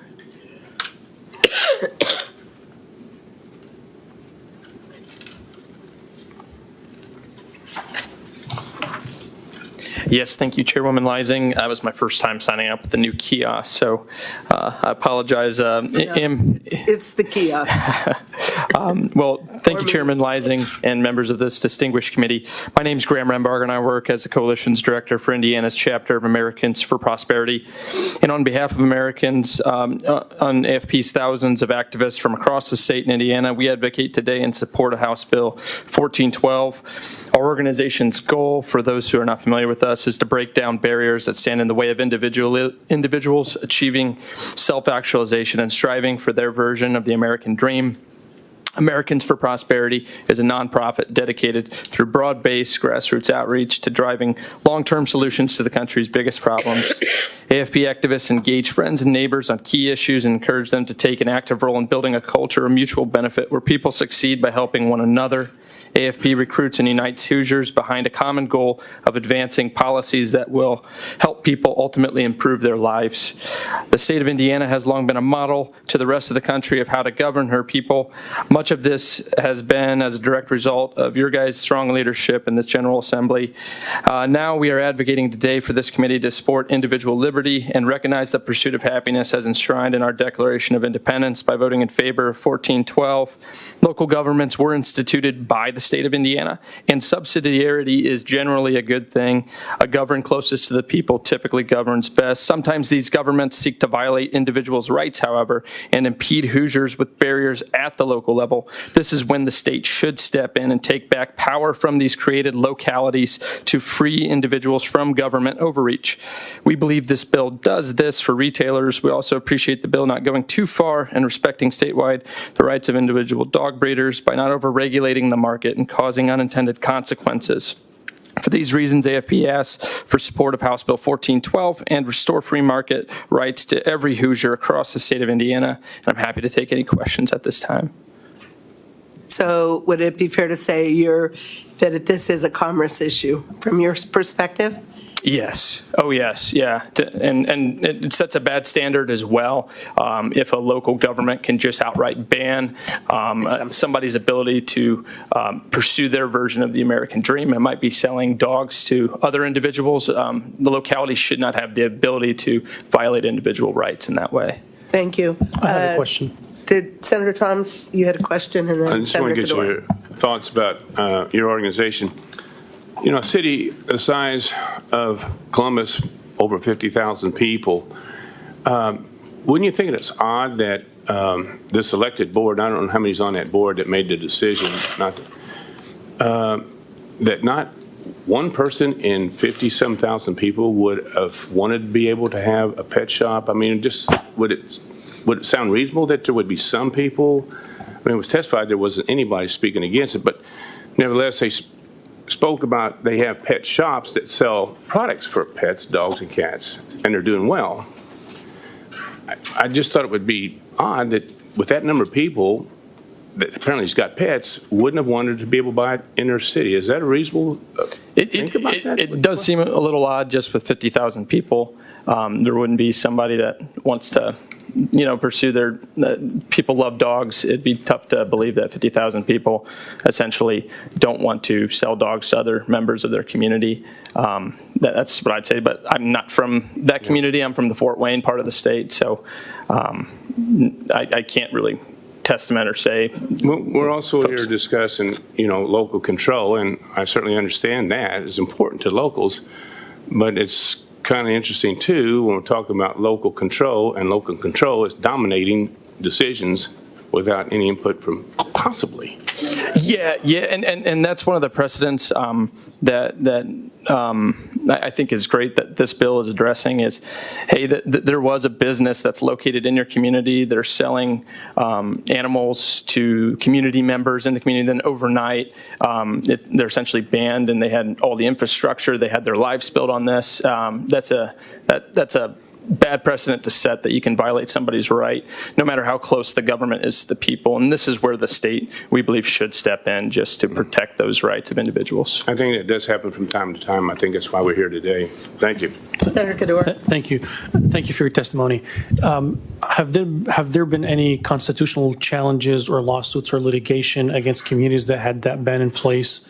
And what were the results of these court challenges? So, Senator Couture, I'm not familiar with any, so I would have to defer for my I appreciate it, because the issue of commerce is a federal issue and it touches on state issue, and I would be surprised, I think, that all of those citizens who have been, their federal rights have been violated, I would assume they would be lined up filing lawsuits. My second question, I'm just limiting my question to your testimony. So you touched on free market economics, and you mentioned that while local government is the best form of government, but sometimes they may overstep, so that's why the state needs to get in. You're for free market economics, correct? Yes, sir. So would you also be supportive of legalizing marijuana to bring more taxes to the state and limit consumer choices in the state? Yes, we've advocated in support of that. Excellent. Thank you. Thank you, Madam Chair. Any other questions for Graham? Thank you very much. All right. I've got to go back and see if Cindy and Todd Leach or Leach, wherever permitted to come to the microphone. I remember saying their name, but not sure if I was pronouncing it right, and I didn't have it checked off my list. Leuch. Anybody here? Okay, we'll move. Oh, they're coming? Oh, I have a pillar obstruction too, right? Nothing like making a. It's a good thing though, because it's holding up the upstairs. That's true. Yeah, from an architectural standpoint or an engineering standpoint. Yeah, and I'm sorry that you were missed earlier. I remember saying your name, that you were next, but then I don't think you ever called. So, are you tag teaming, just one or the other of you speaking? She's, okay, because we have 2 minutes, so. Cindy and Todd, and how do you pronounce that last name? It's like. Like. L-E-U-C-H, and it's pronounced like, for all those that can, right? It's all right. Okay. And they're pet store customers, so go for it. Hello, my name is Cindy Like. I'm a small business owner in Indiana, and we reside in Zionsville. I got my dog Tony from Uncle Bill's and Fisher's and worked with canine behavioralist Donna Chandler to get my precious service dog. Tony is a Bashan Poo, and she couldn't be any more perfect for our family. She's almost 4 years old in April and has been such a joy in our life. And at my age, it was important for me to have a convenient place to look for our next family member. I didn't know exactly what temperament I needed for my service dog, so it was crucial that I had a professional that I trusted to help us. Donna found Tony at the Fisher's Uncle Bill's and performed a series of tests even before I met Tony.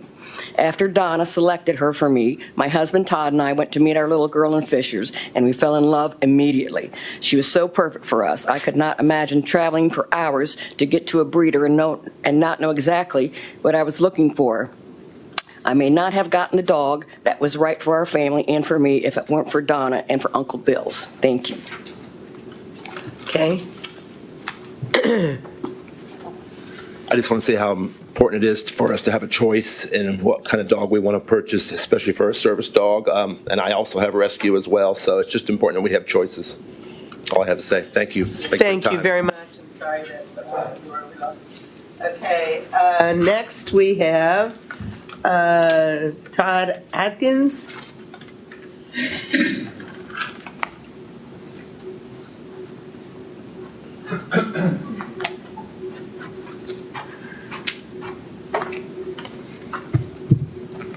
Thank you, Madam Chair. Members of the committee, my name is Todd Atkins. I am Vice President of Government Affairs at the Sportsman's Alliance. Say, wait, this is a local control issue, right? What do sportsmen have to do about this issue? Well, we have got a lot of members in Indiana, and those members own dogs, breed dogs, utilize dogs, and train dogs. It's hard to tell our story about the American hunter in this country without thinking about a dog. Just hard. What I've seen over my 30 years in this business is animal welfare organizations in many states around the country going to the local level and making our lives impossible. Owning dogs, training dogs, breeding dogs, utilizing dogs, right? So I commend you, Senator Dorio, I commend you. We appreciate your efforts last session and this session. It doesn't immediately jump out as a hunting issue that's before you. 1412 is actually a legacy bill to protect these hunting traditions here in the state of Indiana, because I can take you to states where folks are so overregulated they finally gave up. Just hobby breeders, just small folks who are trying to preserve a particular line of GSP or coon dog or whatever it is, and they're overregulated out of existence. So I appreciate your efforts, and I ask for your help on this bill with a yes vote. Any questions? Think not, but I think the hunters in my area appreciate everything you said. Thank you. Thank you. Now, let me see. Campbell Ritchie, maybe? Campbell Ritchie, opposed to the bill? Is Campbell here? Is that Campbell? Nope, Campbell's not here. Okay, Trenton Morton, opposed to the bill?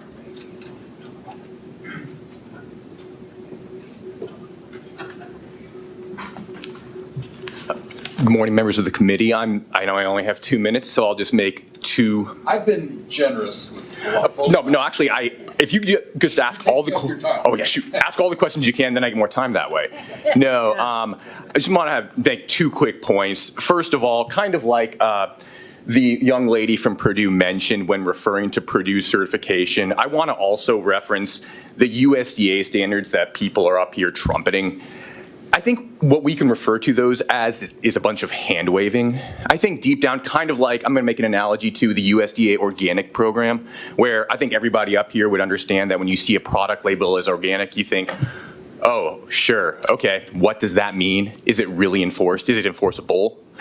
For example, the USDA's program, when trying to enforce the inspections when it's found violations in a 4-year span from 2018 to 2022, found literally thousands of violations, leading to $0 in fines during those years. Is that teeth? Does the USDA stamp of approval actually matter? I doubt it. Second point I wanted to make is more of an emotional plea. As some of you might have seen on the list of people speaking today, my title is that of, I'm Trent Morton, dog dad from Indianapolis. I used to foster for a dog named Daisy.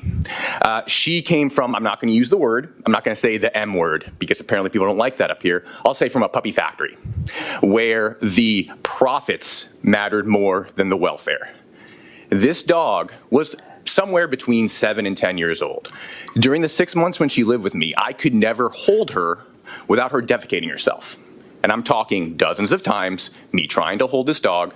She is so terrified of seeing an adult man that she would poop herself. That is the kind of product that comes from puppy factories. And I truly believe, based on the information that the local governments have looked at throughout the state of Indiana, they have concluded with their experts, with their people on the ground, with law enforcement. Start wrapping up. Of course, sir. With law enforcement and everyone on the ground, that puppy-selling pet stores are the main, or a main avenue through which these puppy mills operate. And I think we should trust those experts on those points. Those are my 2 points. Can you just repeat for me, where did you purchase the dog that had bad behavior? Oh, no, she was an angel. Wonderfully behaved. It's kind of like... Except she didn't like you. Well, no, it's kind of like if you're dealing with someone who has Parkinson's and they might have muscular spasms or uncontrollable reflexes. Think about that, except for this is a dog that when she is so traumatized that she sees me and she defecates herself every time I try to just even give her a bath or to pet her. And that is the trauma that she went through. And did you get her at a shelter? No, she was through a rescue called Waldo's Motley Crew that helps all sorts of just other shelters across the central Indiana area. So do you have a dog now? I have 2, yes. I'm proud dog dad. And where did you get those? One of my animals is from the Hobart County Humane Society, but came to me through a transport system that a woman named Kathy Egan, who's also here, helped me obtain. And then the other dog is from a senior rescue called Taffy's Touch. I've adopted throughout my life about a dozen dogs, all of whom are seniors, all of whom have special needs, many of whom might have been, a couple of whom were certainly associated with puppy factories in the past. And why are you opposed to this bill specifically then? Because from the information that I've seen, from the reliable data that I have seen, and from the data that local governments have tabulated in establishing laws to prevent stores from selling puppies, that appears to be the most effective way of preventing low animal welfare animal or puppy factories from selling their dogs. And in terms of trying to balance the testimony and information tabulated by shelter workers, law enforcement, people who have no financial interest in this except for the care of these animals, versus people whose main interest is a profit interest. But none of your dogs that you've had come from a pet store, correct? No, thank God, no. All right, thank you. Any other questions? Senator Thomas. Well, you speak as though no pet shop is worth its weight.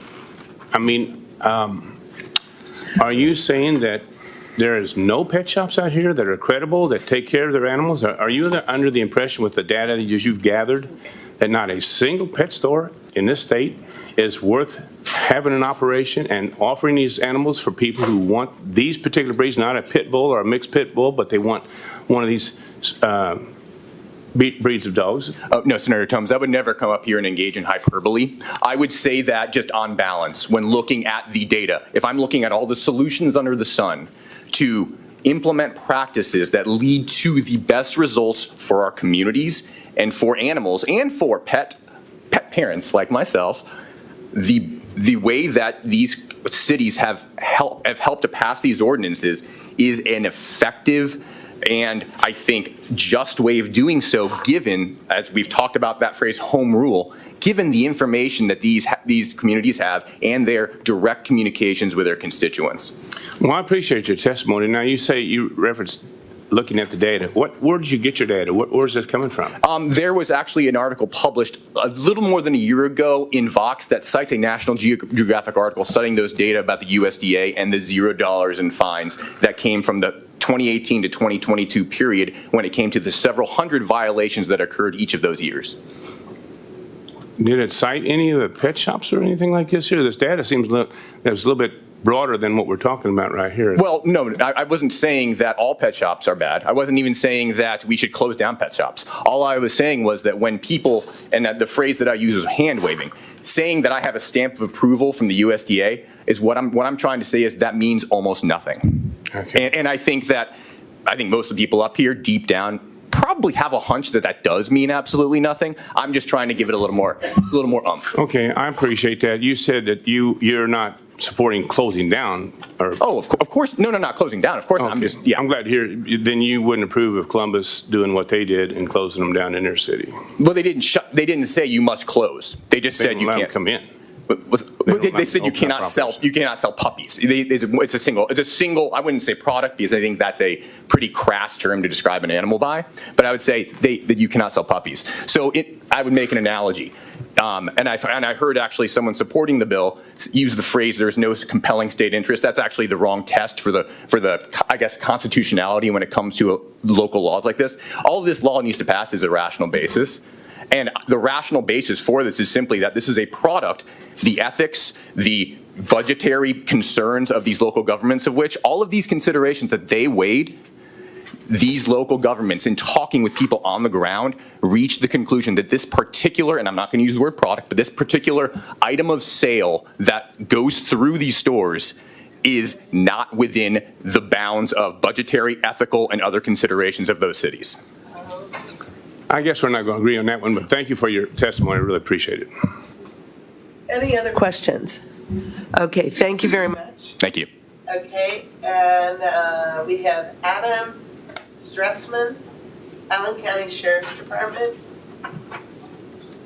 Adam Stressman, maybe Stressman. Okay.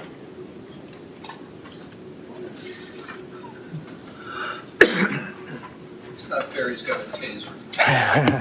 It's just for looks today. Be careful what I ask. Exactly. Can you get my hand? Hi, my name is Adam Stressman. I'm a field service officer with the Allen County Sheriff's Department, Northeast Indiana. I came to speak about the potential law enforcement impact with this bill. I appreciate the amendment made earlier, removing the law enforcement shall assist the Board of Animal Health. But that does not mitigate the still potential impact of this bill if localities are required to allow this pet sales. That's a draw to the area for major breeder, major broker, hobby breeder organizations. This statute makes that a criminal misdemeanor if they're not in compliance. Criminal misdemeanor is punishable by up to 365 days in jail. If a large-scale breeding operation or broker operation is shut down by the Indiana Board of Animal Health or the USDA, where do those animals go? There's a huge, we'll say, a huge liability for the local government to make sure those animals are still cared for, although the statute takes out shall assist or us being required to help, we still have to take those animals somewhere. Our Allen County government does not have its own shelter. We contract our shelter services with the city of Fort Wayne. I am in there almost daily. There's no room. There are more animals that go into that shelter alive than come out of that shelter alive. We have a very severe pet overpopulation area. We have approximately 10 to 15,000 community cats released back out in our community over the last several years. I think everybody would agree puppy mills are bad. I think this bill has many good points. I think it just needs a little bit more work. So the potential impact of law enforcement would be something I would request be sent back to the House for consideration to be added to the bill. Sheriff, can I ask you this? Your shelter, your city shelter, wherever you take the dogs, does it have a spay and neuter policy? Yes, they do. Okay, and you understand that in this bill, dogs that would be sold, that is part of the bill. I mean, so we would not be having animals being sold that weren't. It's still a large draw for breeder brokers to the area. So Allen County is the third largest county by population in Indiana, about 385,000 people in Allen County. And do you know that 70% of individuals living in Indiana now have a pet dog? Yes, I think the average household number is 3 or more. And so your concern is that if we can legally sell healthy dogs to people, that it will increase the population of dogs? The law enforcement impact of the draw for localities to not be able to govern on their own, to be mandated by the state, voiding the 21 local ordinances that are across the state already. And do you think those ordinances haven't worked if you're inundated with dogs now? Well, this bill addresses breeders, was in the bill, was from 20 to 19 and over. Does not address the hobby breeders with under 20 dogs. So there, if you want to eliminate puppy mills, you've got to look at everybody, not just what the commerce is, not just for pet stores, but for across the state. Puppy mills is a problem, address the puppy mill problem. What do you define as a puppy mill? Because it's really not even It's not for me to decide, it's for statute to decide. Yeah, but you think that small breeders are more of the culprit then? Is that what I'm hearing you say? Our population of breeders in Allen County, the breeding facilities that I've been into, I have not been into one that is required by statute to be licensed as a major breeder. But we have a lot of dog breeders in Allen County. Any questions? Senator Dorio. I'm going to look at Mr. Shoeblack, see if he nods or not. I believe the House removed misdemeanor and put in infraction. So it's no longer punishable by 365 days. Okay. I'm not sure what infraction is, but I know that that was a problem in the House, and you know, Chairman Aylesworth and others decided it needed to be an infraction. So I just wanted to correct that. Okay. So If I could ask then, who would have the authority to enforce the infraction? Is that still on local law enforcement? yes, it's just like any other law that the Correct. General Assembly passes. And what this law is aimed at is to raise the standard. Now, are we going to come back in a few years, maybe, and do more? Probably so, if I'm here, Yes, because sir. my family, and I'm sat here and listened to everybody, my dad and father raised some of the best Doberman pinschers in the United States from the late 50s into the 70s. I have been an AKC hunt test judge. I've raised Chesapeake Bay Retrievers. I've raised Golden Retrievers, and a few labs. And I will tell you, it's my goal to make the dog industry better, to treat the dogs that I'll tell you don't sleep at the foot of my bed, they sleep in the bed. So, I don't know. Absolutely. Maybe that's my wife condemning me by having dogs in there. But anyways, I just want you to know, my goal here is to make pet stores accountable and then we'll probably be back. Absolutely, and I think now is a great opportunity to get it all done in one shot instead of backpedaling, backtracking. You won't and then ever do that in the General Assembly. Reinventing the wheel. Appreciate it. Senator Thomas. Thank you, Madam Chair. Sheriff, you might be the one to ask this question too. The dogs that you have, you say it's an overflowing. It's packed full right now. There are many days where I go in there and I have a hard time finding a place to put an animal. Of the dogs, what breed do you see that's most predominant? I hear, and I'm seeing stories where the pit bull or pit bull mix is the predominant dog in these shelters. Is that fair? I would say no. There's every dog across the board. I've had 2 dogs of my own that were cruelty investigations that were rescues. Purebred Pomeranian, purebred Presa Canario. I would say if I walked through our shelter right now and started counting out breeds, we have more Huskies than anything. Do you really? We very commonly have purebred dogs go through the facility. Pit bulls, yeah, we have pit bulls. People like pit bulls. Yeah. I like pit bulls. Pit bulls are not a dangerous breed. People that have them make them dangerous. Well, I was curious because hearing, stats and stuff here, but since you're able to see it firsthand, it helps clear up some things. So Yes, thank sir. you. Any other questions for the sheriff? Thank you very much. Thank you. Okay, it looks like we have 13 more people that are signed up to testify. If everybody takes 2 minutes and we don't have any real challenging questions, we might be able to get done in a half hour. The next person testifying is Adam Anson, I believe, Carmel City from the last name it was. And what is that last name? Austin. Austin. Yes. I'm going to have to teach him how to write cursive. Does everybody want to laugh? Yeah. Thank you. Hello, my name is Adam Austin. I'm Vice President of the Carmel City Council. Carmel, 5th largest city in the state of Indiana and the largest Republican-controlled city in the state. We passed a ban on selling cats and dogs in commercial pet stores about 2 years ago. When we did this, not a single pet store was selling cats and dogs. No businesses closed. Nobody lost their job. Why did we do this? Well, we saw the problems happening in other communities with very difficult to enforce regulations on pet stores. And the onus on local enforcement, if they were to inspect the facilities where the animals are coming from, to drive hours and hours out of the city to find where the sources of these animals were coming from. Very difficult to enforce. We did not have the problem. We didn't want the problem. There were plenty of pet stores surrounding our community, and in fact, local breeders, this is missing here, local breeders perfectly allowed in our community. I got my dog from a local breeder. I'm not anti-breeder.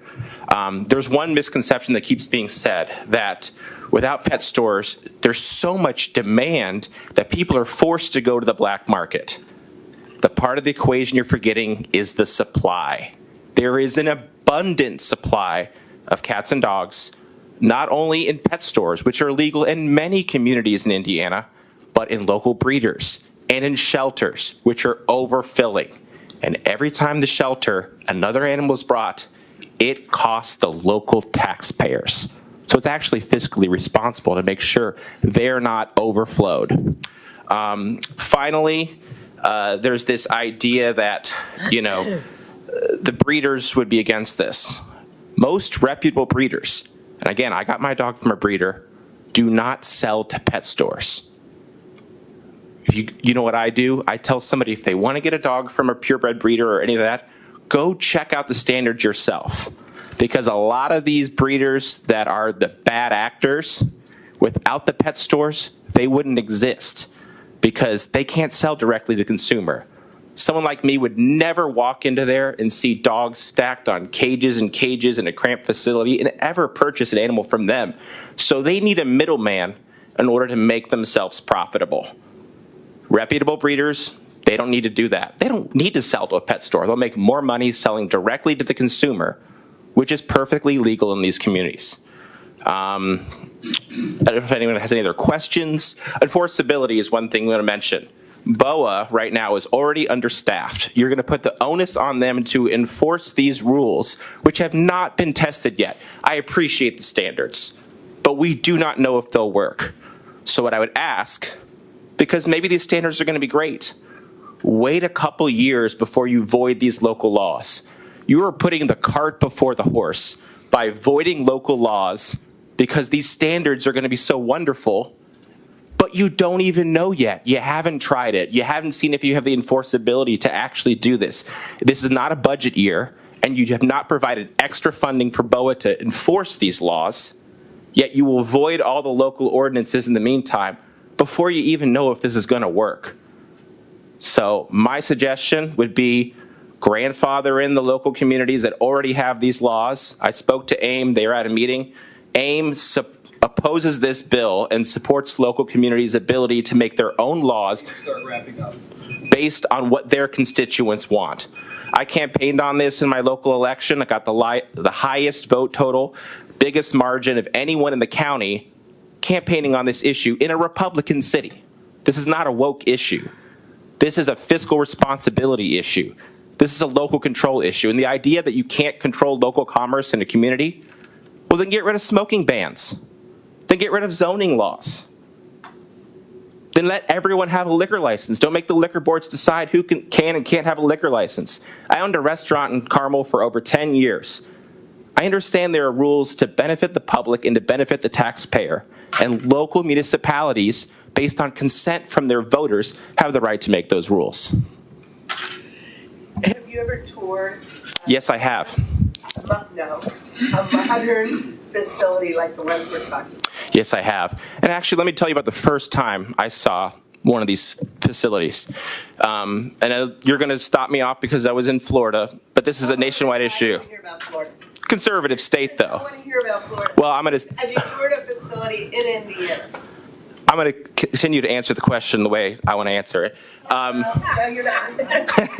No, I mean, yeah. You made disparaging remarks. Yes. You need to turn to those two gentlemen right there. Who did I make a disparaging remark to? These two dog breeders. Yes. You said they were not reputable. Did I point to them? You said breeders are not. I also said that I got my dog from a breeder and. But one of these breeders that we're talking about. So are you saying every breeder in the state of Indiana is following the rules? I'm not saying. I never pointed these men out. You made it you implied. That's all right. Thank you. Thank you for being here, Adam. Our next presenter is Samantha Morton, and she's from Fishers in Hamilton County, representing the Humane Society of the United States.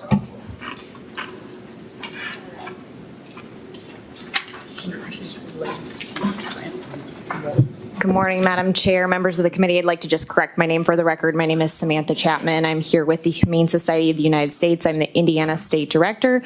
I'd like to pass out some handouts for members of the committee this morning to take a look at the types of facilities that will be permitted to continue to source from Indiana pet stores. So I'm going to pass these out.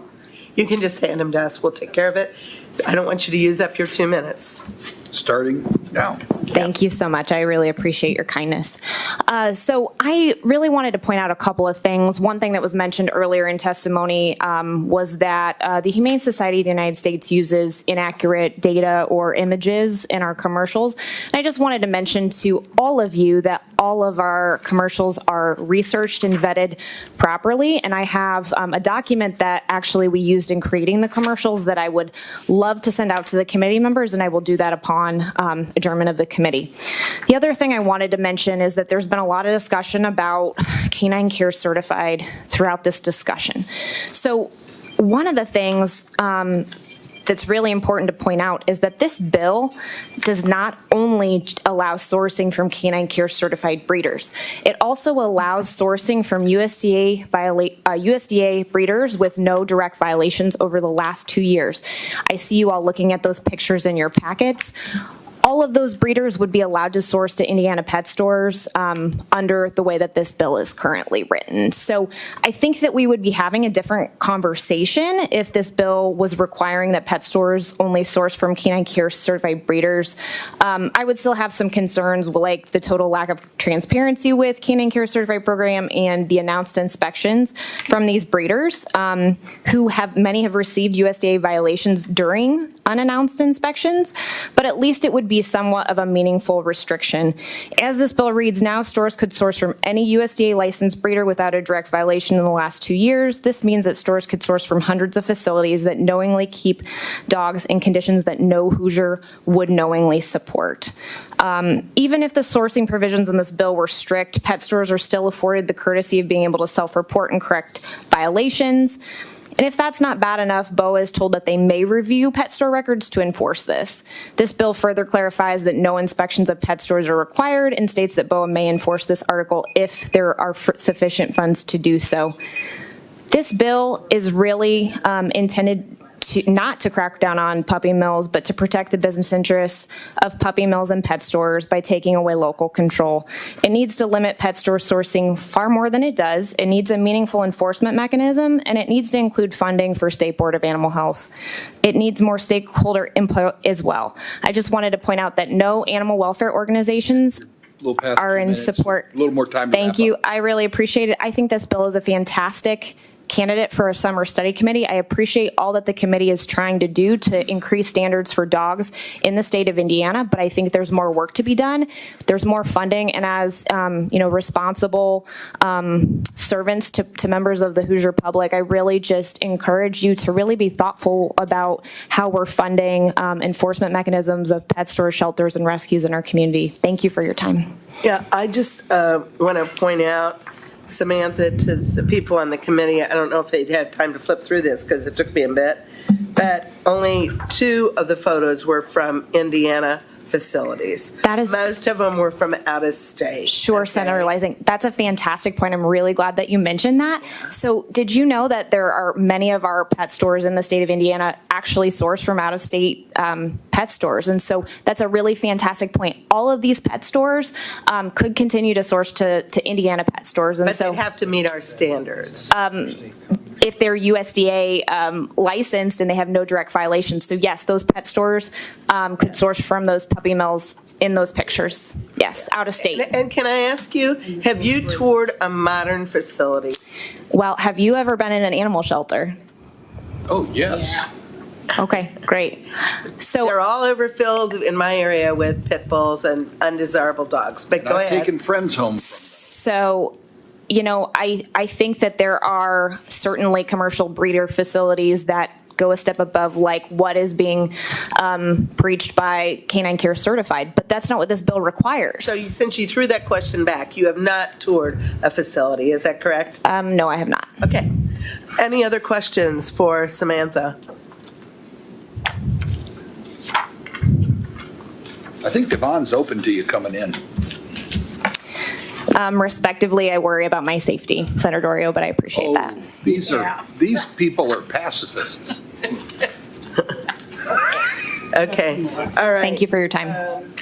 The next we have is Sana Azam from Indianapolis, Marion County, representing the ASPCA.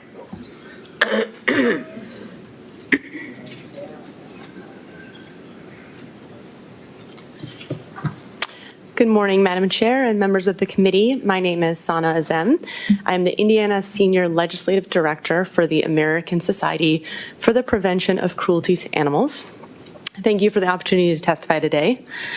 On behalf of our nearly 30,000 Indiana supporters, the ASPCA stands with our many shelters and rescues and the 2 million Hoosiers in 21 communities whose local authority would be stripped by this measure in opposing House Bill 1412, and we urge the committee to do the same.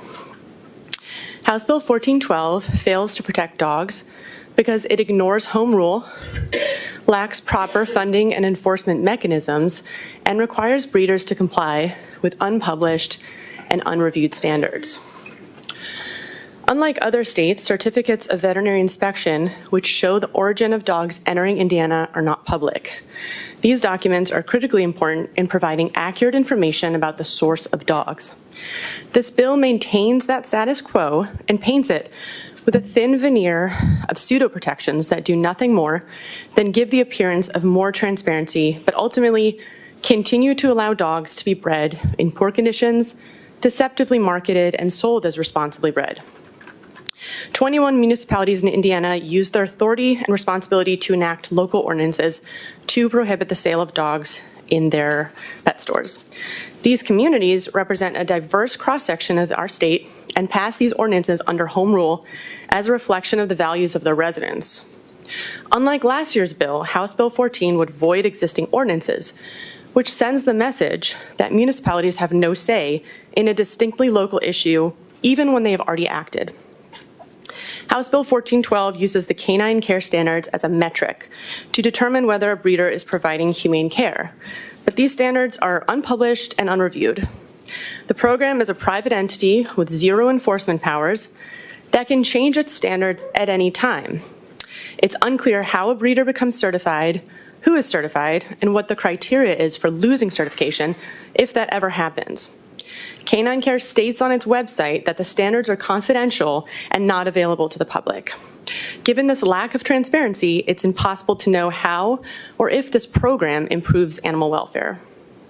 This bill also creates an unfunded mandate on the Board of Animal Health. It's clear that the costs to enforce this are entirely unknown. Many have encouraged review by a summer study committee. Given the anticipated increase in workload and the lack of staff to cover the large increase in businesses to inspect, it's unlikely that bad actors will actually comply with the newly imposed regulations. Finally, meaningful restrictions on the sale of commercially bred pets, like the ones enacted by the 21 communities in Indiana, do not prevent families who choose to purchase puppies from responsible breeders who do not supply to pet stores. Thank you for your time. Any questions for Sana? I have one question, Madam Chair. Thank you, Sana, for your presentation. Can you talk a little bit about federal courts? Have they upheld local ordinances that prohibited the sales of puppies at local stores? Thank you for that question. They have. So federal courts have consistently upheld local ordinances that prohibit the sale of pets in their pet stores. I do have a list of cases, too, that I would be happy to provide upon request to anyone in the committee. Thank you. Madam Chair, it would be helpful if she can distribute the law cases that I requested. My question was in relation to federal courts upholding local ordinances, including the 21 communities in Indiana, similar cases. So it would be helpful to get a copy maybe for the committee, if that's okay with you. Sure.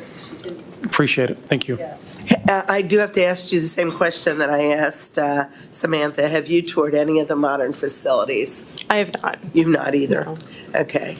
She did try, I will say. She did try? We're working on it. Yeah. Okay. And what relationship, and this is out of my ignorance as a committee chair, is there between HSUS and ASPCA? We're different organizations. But sometimes the commercials that I've seen on TV look like they're the same pictures that I've seen on HSUS, but then they'll say sponsored by SPCA. So in regard to this bill, we're not putting out commercials in regard to this bill. So, yeah, that's... You don't know. Yeah. Okay. Thank you. Any other questions? Thank you. Thank you. Okay. Then we have Claire South from Speedway, Marion County.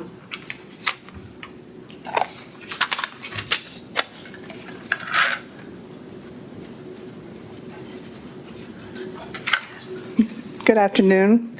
Again, my name is Claire Stapp, and I'm here in opposition to this bill. I do not believe that this bill sufficiently protects canines. I have a lot of concerns about it. When reading the bill, I noted that there was a lot of talk about registering all these different facilities. I took that as you are proposing that this registration requirement is a sort of protection against the puppy mills and breeders and the brokers. I don't see that, if that was a true intent, as any type of deterrence. And I would point out that people in the state of Indiana are required to register their cars. It generates fees, but it doesn't prevent anybody from drunk driving, running red lights, anything like that. Registrations are a fee generator. I also do not believe that the proposed instructions are sufficient. I don't believe it gives you provides nearly enough information. How many inspectors are there going to be? Statewide, how many are there going to be? I am personally aware that there are some state agencies that either currently or in the past have had either one inspector for Northern Indiana or one investigator for Northern Indiana and one for Southern. That certainly isn't sufficient to do any type of regulation. My primary concern is that it's not, these inspectors, however many you have, are not properly funded. The bill does not state what the fee is for registration. It does provide that you can levy a fine up to $10,000, and I would point out that it says up to $10,000. I believe the representative for Petland repeatedly said fines of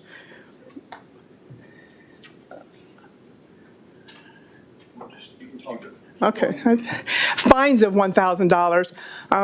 I would like to mention that I recently retired from the Marion County Prosecutor's Office. I was a career prosecutor for 30 years. I specialized in the drug, gun, and gang unit, and I can tell you that the maximum fines, at least in Marion County, are never levied. The minimum fines are the only ones that anybody is ever required to pay. So, You need to wrap up. I gave you a little extra time before. okay. Well, I just have two more things. I want to know where the canine care certified standards are. I don't see them in the bills. Why aren't they specifically listed? I'd like to know specifically if these standards, at what age a female dog is allowed to have the first litter. How many litters is each dog allowed to have? I'd like to know that information, and I don't know where those standards are. The local ordinances, I agree that that's taking away local control. One industry should not be allowed to void ordinances passed by citizens of the state of Indiana. And the last thing I want to point out is this is the first time I've ever done something like this. I have noted almost immediately the difference in treatment between the supporters and the opponents. Softball questions to the supporters, very confrontational to the people who oppose it, and I have to just say I'm very disappointed by that. Thank you. Any questions for Claire? Thank you, Claire. The next person presenting is Robert Perry from Brown County.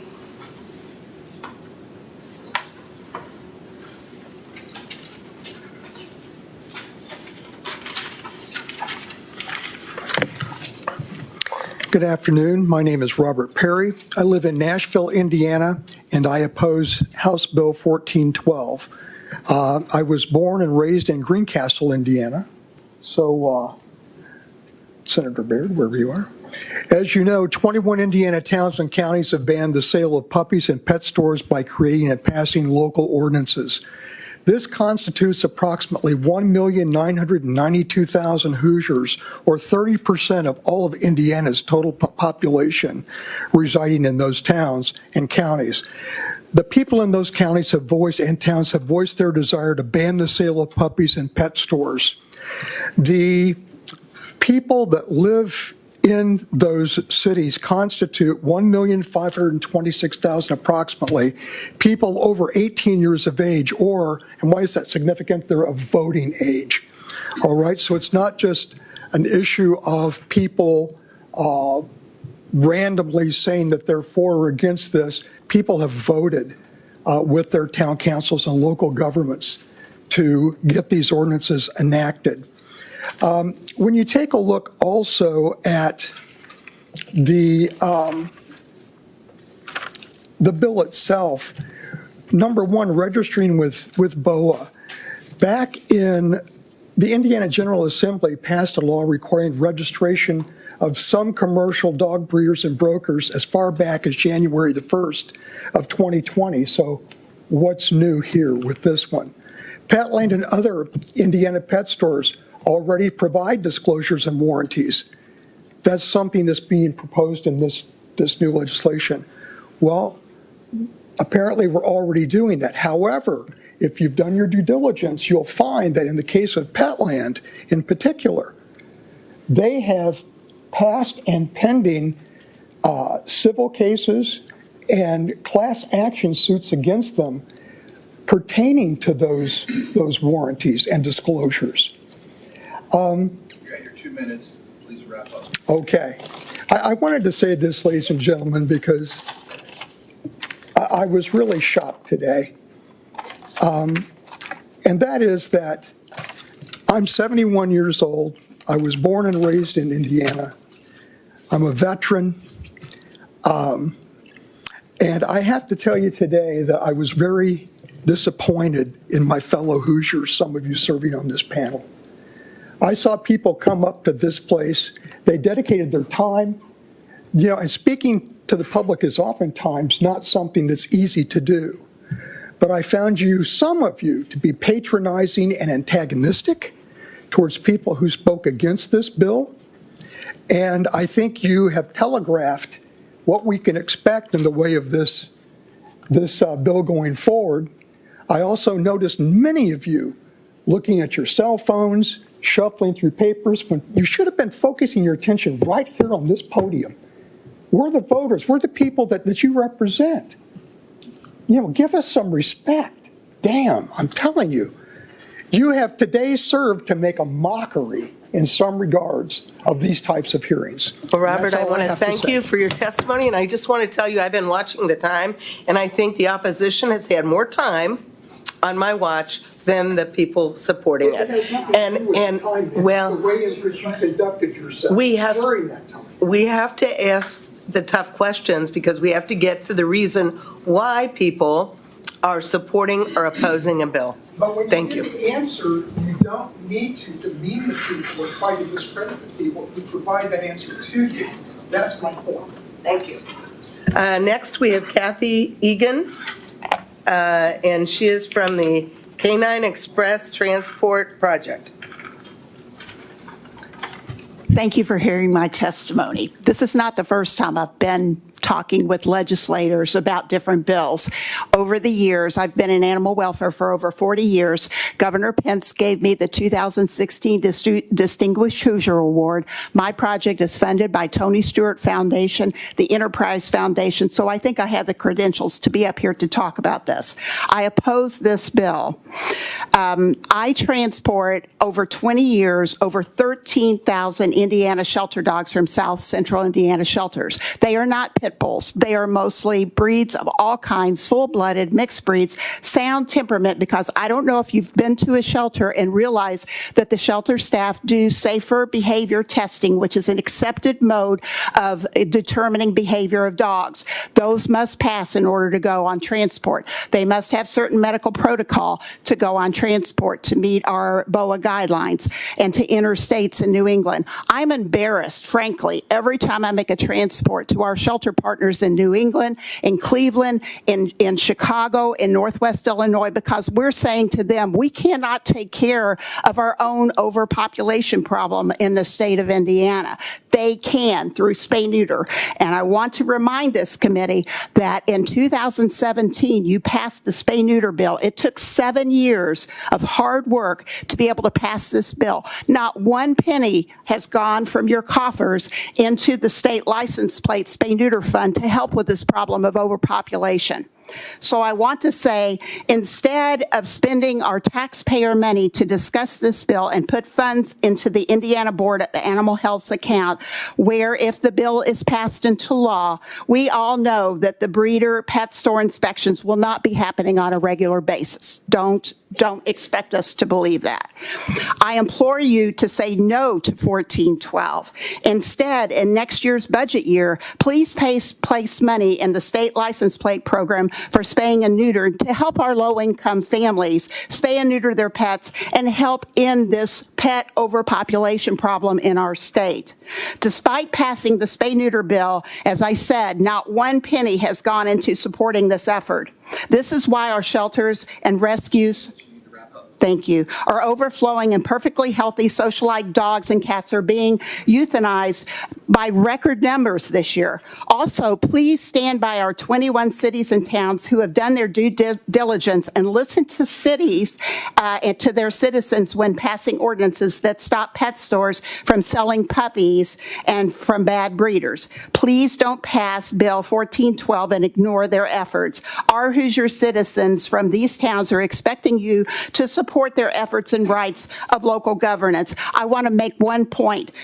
The registry was formed a couple of years ago when the spay-neuter bill passed, and we have so many of our rescues and shelters who have already joined that registry because they are required to do that in order to receive spay-neuter certificates from the state license plate program. So this is nothing new for them. They also get a free food through the rescue relief program through Indianapolis Humane Society. They cannot do this without being registered. So our rescues and shelter groups are already registered to that. It's nothing new. And you've already admitted that 50% of these breeders have not been accepted through the Canine care program. Why not? Why are we rushing through this? Why not wait, go through summer study, revisit next year in a budget year, and get 100% of these breeders through that program? This makes no sense. And thank you so much for your time. I'll take any questions.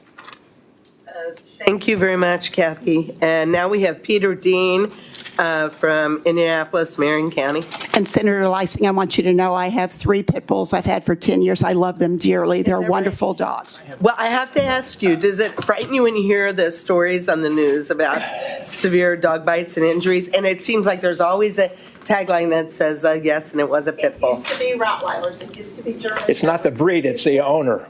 Exactly. Okay, thank you. Thank you. Madam Chair, members of the committee, I was taught in school that our government was of the people and for the people. House Bill 1412 is neither. It is for a select few individuals and companies that prioritize profit over the welfare of the animal, unnecessarily contributing to the overpopulation of existing animal shelters.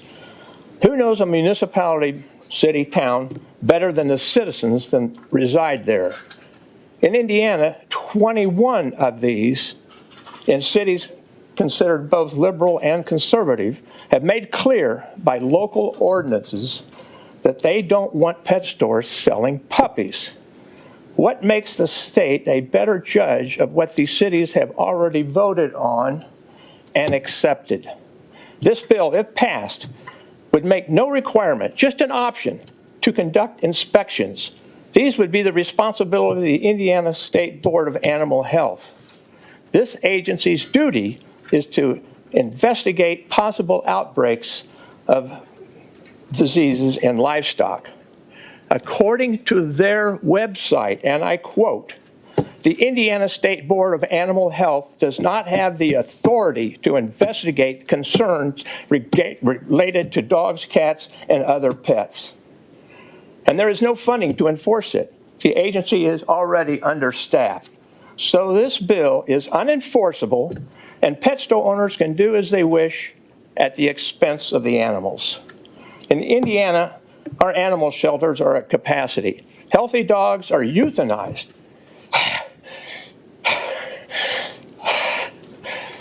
Because there are not enough rescued. This bill, if passed, only elevates the existing problem, not solve it. Please do not pass this unnecessary and dangerous bill. If you want a forever best friend, go to an animal shelter. Thank you. Any questions? Okay, Megan Pinisetti, maybe, from Carmel, a volunteer for HSUS. Yeah, I'm Megan Pinisetti, Carmel. I'm just here as a volunteer. I'm not being paid. I'm here on my own accord because I care about this issue. And I'm an Indiana resident, lived here all my life, grew up in a rural area, lived in Indianapolis, now suburbs. I sent you, I'll keep this short because I sent you an email yesterday, all of you, with 3 important points and detailed fact sheets supporting each point on why this is a bad bill. I hope you really take a close at the take a close look at the information because the devil is in the details. This bill will not improve the conditions in puppy mills. The breeders, if you look at the wording, they have a choice of being canine care certified, which we've already talked about, the problems with the transparency with that, or USDA certified. And we've talked about what does that really mean? Does that really mean that these animals are being cared for? Are the mother dogs being treated properly? Hundreds of USDA breeders are legal puppy mills, so this bill doesn't help. Reputable breeders, we've talked about that, do not sell to pet stores. So you say, how do you define a reputable breeder? When I was looking for my dog, and you were talking about having choice for a dog, I wanted a Labradoodle. I wanted a specific dog. Those are hard to find in shelters. I could find a rescue, and they're difficult to find. But I found a responsible breeder. These dogs are the mama dogs are treated as pets. They live in guardian homes. They're bred sparingly. Reputable breeders on that level that I would consider a reputable breeder does not sell to brokers or pet stores. They have the highest standard there is. So if you want to talk about choice, there is choice. I found a choice. So anyway, this bill is designed, let's not mince words, to keep puppy mills in business. So for the love of dogs, take a look at the fact sheet I sent and vote no. Thank you, Megan. Erin Huang from Marion County, representing herself.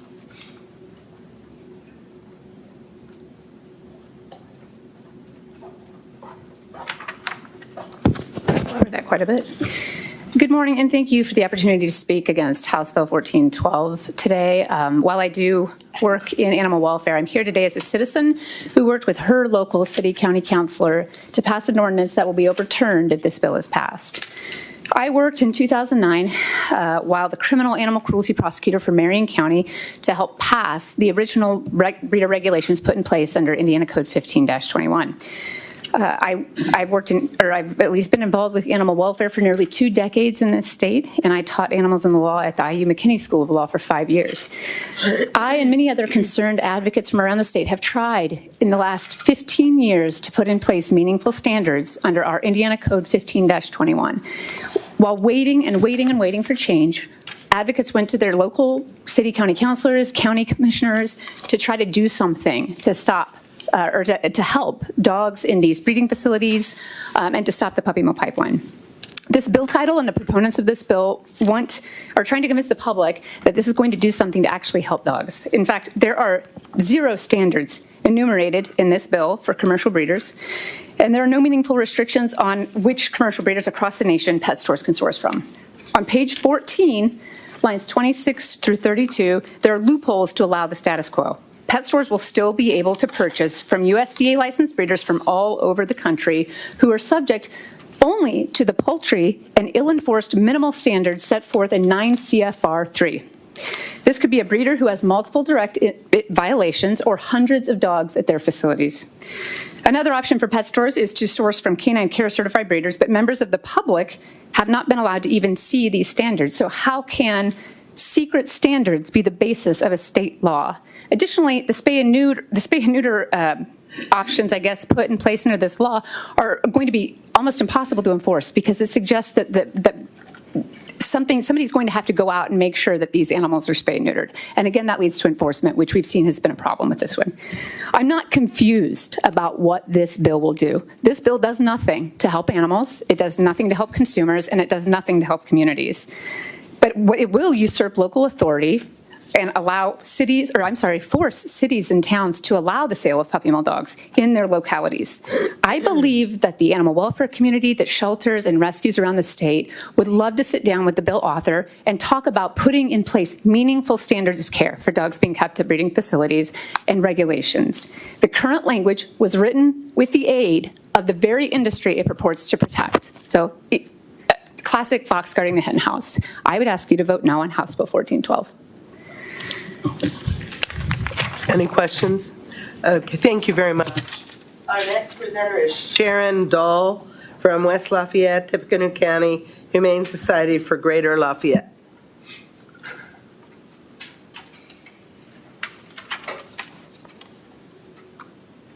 Thank you for allowing me to testify in opposition to House Bill 1412. Last year, I visited a Petland store and I gave my name as a woman from Lafayette who was found guilty of animal abuse and neglect, and I was involved with that rescue, and it was horrific.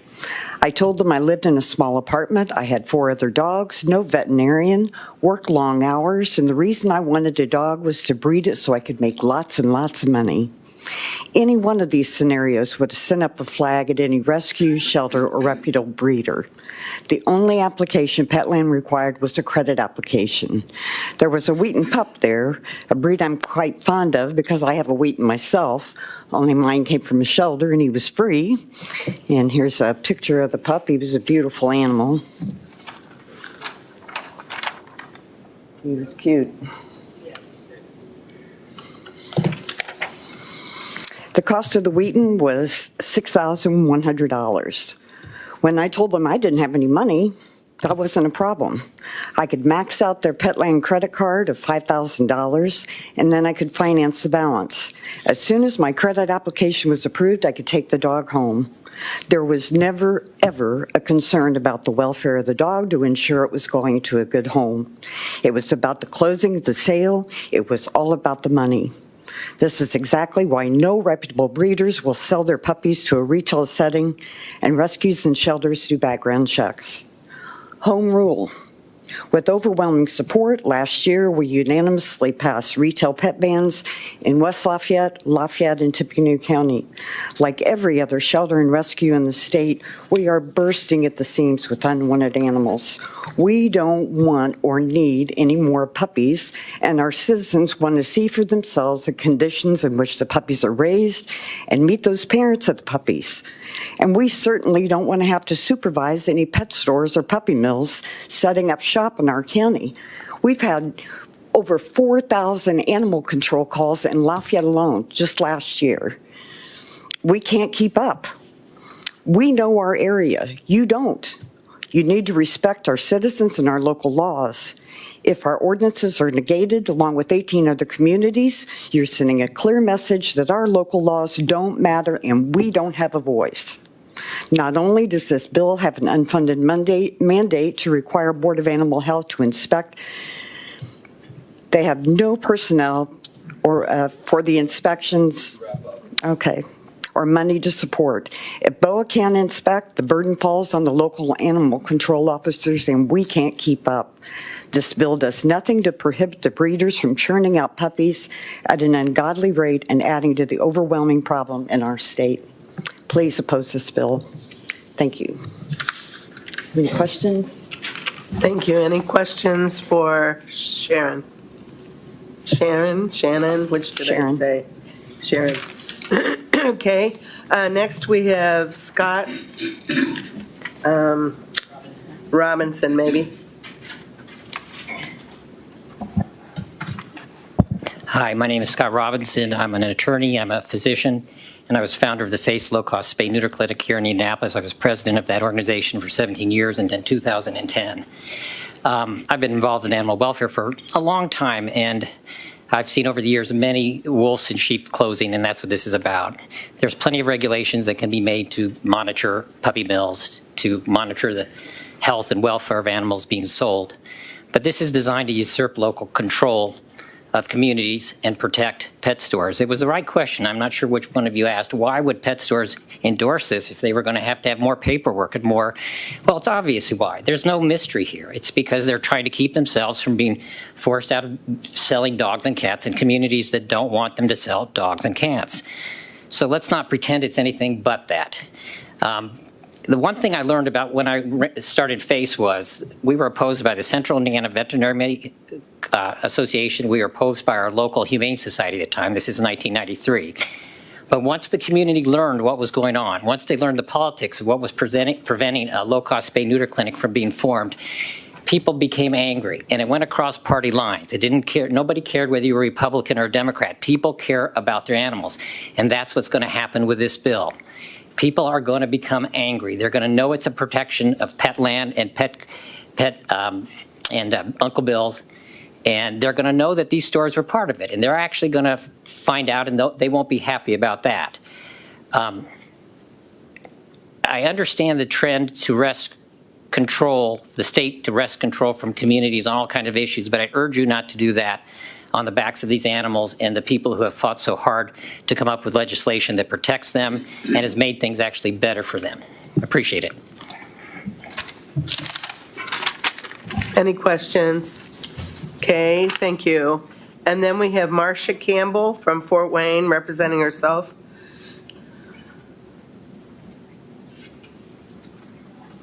And next we have Amy Jo Seitz.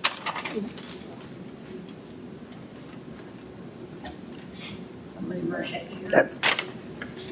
I'm after Marcia, but I don't want to cut Marcia off. Well, I don't have a Marcia. Okay, sorry. I must have misheard out in the hallway. My apologies. Oh, wait a minute, hold on. Yeah. Marcia Campbell first, and then Amy Jo Seitz. So is Marcia here?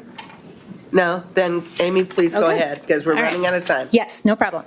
So, almost afternoon. My name is Amy Jo Seitz. I'm the Director for Fort Wayne Animal Care and Control. I am also the President of the Indiana Coalition of Animal Welfare Professionals.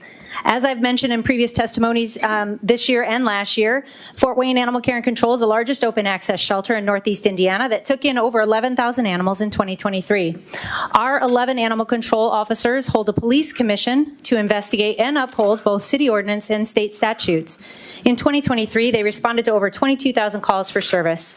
I come before you in opposition of House Bill 1412. Should this bill pass, we, along with Fort Wayne PD, and I know that you have stricken that, so remove that from my statement, would be obligated, but we would still be obligated to enforce these confusing mandates without training, guidelines, additional funding, and/or additional staff. One of the mandates stated is that pet stores will require to consumers to commit to spaying or neutering within a reasonable time frame after purchasing a dog. Who will be responsible for ensuring this commitment is completed? There's already a state mandate for mandatory sterilization for any animal adopted from an animal care facility. With the national shortage of veterinarians, many shelters and rescues already struggle to comply with this mandate. Our shelter alone completed 4,492 surgeries last year for animals that came into our facility unaltered. With almost 1,600 animals relinquished by their owners in 2023 to our shelter alone, the number one reason was because they had too many. One of the other factors in this bill states that I believe part of the Canine Care Program is that the mothers that can no longer breed must be humanely rehomed. Who is going to ensure that those are actually humanely rehomed and not given to the shelters? Because I assure you that of the 11 golden retriever dogs that were of breeding age that could no longer produce litters, they were surrendered to our shelter last year, and I was only able to safely and humanely rehome 6 of them. 5 of them had to be euthanized. I have a scheduled appointment for 4-year-old German Shepherds that they could no longer sell because they were obviously too old, that are also coming to my facility. This language that is in the House Bill 1412 states that there's going to be a criminal penalty to the shelters, and I realize some of that has been modified. But if we can't operate, who's going to take care of the animals? Why are animal shelters and rescues being penalized and targeted when they are not contributing to the pet overpopulation within our state? What would happen to the pets in our care if they weren't allowed to operate? And why are criminal penalties being threatened to shelters who are already overwhelmed? Creating more barriers for shelters and rescues to operate will only create additional issues with pet overpopulation, cruelty cases, and/or abandonment of animals within our communities. As president of the Indiana Coalition of Animal Welfare Professionals, I would like to share that there are 21 shelters that have signed this letter opposing House Bill 1412. I'll hand that out in just a second. I don't want to waste my time. If we want to make a true impact on pet overpopulation within Indiana, the input of shelters, rescues, veterinarians, animal control officers, and/or whoever else is responsible for enforcing animal-related laws is imperative.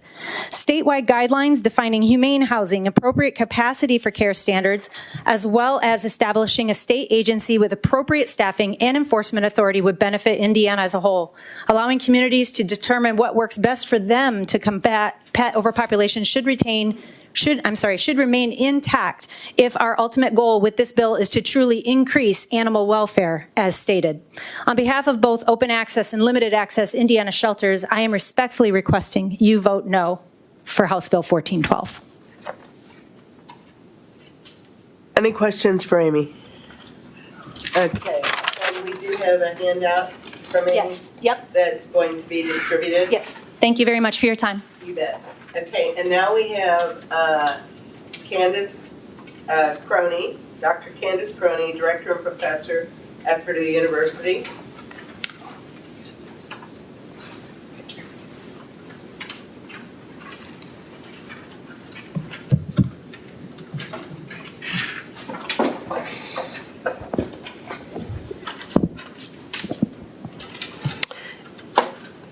Madam Chair, members of the committee, my name is Dr. Candace Croney.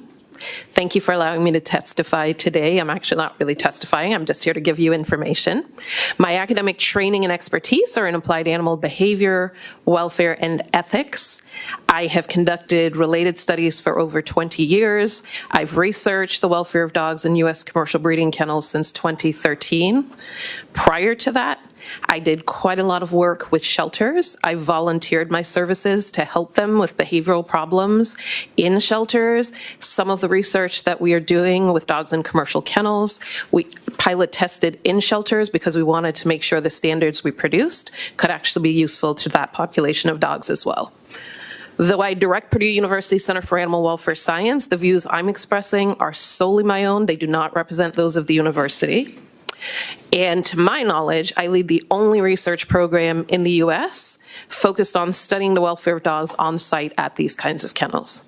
At the request of Indiana breeders, that is the ICAW group, my collaborators and I created the Canine Care Certified Program. It is the first comprehensive science-based voluntary standards program for the care and welfare of dogs in such kennels. We drafted our standards in 2013 based on peer-reviewed work that was already published and the new research we were developing because there is so much data that is missing that included work that was done right here in kennels in Indiana. The goal of our program was to not replace laws, it was to complement the existing laws. It was to help get to a standard of care and welfare that far exceeded what's required by law. And so in addition to things like veterinary care and grooming, the program requires dental care. It requires genetic testing of dogs. It requires health testing. It requires socialization, outdoor access, exercise, enrichment, positive interactions with other dogs and caretakers. Exactly the kinds of things that responsible breeders do and should be doing. We address breeding ages and frequencies, the number of litters a dog may have, when breeding starts, when breeding stops. We require that the breeding parents stop being bred at fairly young ages. That age is 6. We initiated the focus on rehoming the parents after spaying and neutering them, and we advanced that program, and we urge our breeders, and we're helping them to work to do that in ways that don't add burden to the shelters. Because we do think that after the end of a dog's breeding career, they deserve to go into a good home, they deserve to be prepared to do well in that kind of home. When we put our standards together, we incorporated input that we solicited from breeders, veterinarians, renowned animal welfare experts, and animal protection groups, including at least a couple that are here. Wrap it up. A few more seconds. We developed complementary education programs to ensure breeders understood how to meet our standards. Our pilot tests show, and all of our published research shows, good physical health in dogs, major positive behavioral changes that is validated by the attending veterinarians, the breeders, and the rehoming partners. They all say the same thing. We are ISO certified by Validus, which themselves are certified to do audits professionally and ethically.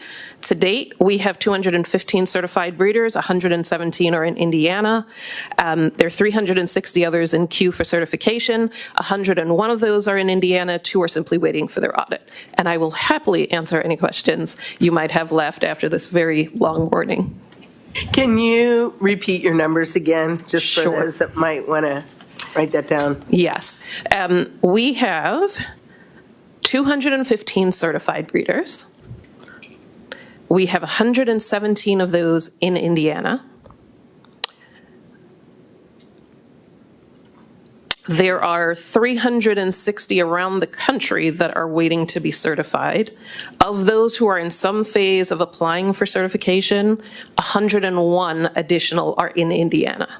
I will give you another statistic. At least 50% of the breeders already certified under the Canine Care Program are breeders that don't have to be regulated. They do not hit the threshold for having greater than 19 intact females. And so they are voluntarily choosing to do these standards long before you even had these conversations. Because they want to be able to say that their dogs are certified? I think they want to be able to say their dogs are certified, but I think we have been fortunate that we have cultivated a group of breeders who, they really want to put their ethics in action. You heard some of them today. They don't like that their communities are being maligned. They didn't know how to do what people were asking them to do, and so we just created a mechanism to help them better meet public expectations. Thank you, Doctor. I think Senator Glick has a question. How do you stand on the bill itself, on 1412? Oh, dear. Senator, I try not to insert myself into the process, and because it would be very difficult for me to tell you my opinion while also telling you I don't represent Purdue University after I just gave you all my credentials, I'm going to decline to take a position. But if there's any other information that you would like that would be helpful, I'm happy to give it, because I heard a lot of incorrect information given. I have heard questions about the transparency or lack thereof of our work. And if you want answers as to why that is, I'm happy to address all of that for you. Okay. Why is there a lack of transparency? Why aren't they publishing that information as far as the standards? I'm so glad you asked that question. Okay, here's what happened. For those of you who've seen Oppenheimer, you may understand a little bit more why I'm going to give you the answer I gave you. When I put this program together, it really was to help breeders who came to me, who asked how they could do the job better, how they could better meet public expectations, do that, and prove they were doing it. When we created these standards, it was not intended for regulatory purposes other than self-policing, right? When other people began to get interested in what we were doing, and at a point in time where we were evolved enough that I could put those standards on our website publicly, and we did do that, by the way. What we quickly found were unscrupulous parties. So you've heard about several of them, and I will absolutely validate there are many unscrupulous parties out there that are involved with dogs, would take bits and pieces of our standards, slap them on their websites, and fraudulently advertise that they were doing our program or mimic the language to look like they were doing it. And what I realized is that now I had to weigh the risks of making things available to the public, but also in doing so, making them available to people who would do harm with those standards. So I protected them. Right? We also had people cherry picking bits and pieces of the standards to malign the entire program, taking things out of context, some using them to propose legislation that would not have made any sense, that was premature at the time, that actually would have done harm in some areas, which in our research we discovered was exactly the right concern to have. So what I tried to do instead is give people as much information as I could without being reckless or careless, given the behaviors people had shown us about how they might use this work, so that you could get the information that you wanted. It's just not freely available in the easiest, most careless way possible. So if someone wants to see the standards, first of all, we give them the pillars of care of our program. We give them the table of contents so they can see how lengthy that program is. We will allow people to see the standards. They simply have to sign an NDA. We'll give them the information. We will walk them through the information. If someone wants to know what's in the standards or do you cover X, Y, or Z, I personally or a member of my staff will answer those questions. And because we know that's still not good enough for people, we had others vet those standards, including members of the ASPCA, including some of their senior leadership, who were very supportive of the standards. We had the American Vet Med Association review the standards. Same positive feedback. We have many sheltering and rescue groups, including leading ones, review the standards and give the same thing, because I understand you may not trust me, you may not trust Purdue University, but you may trust sheltering and rescue organizations and leaders in the animal protection community. So we did all of that. Senator Kador. Thank you. Thank you for your testimony.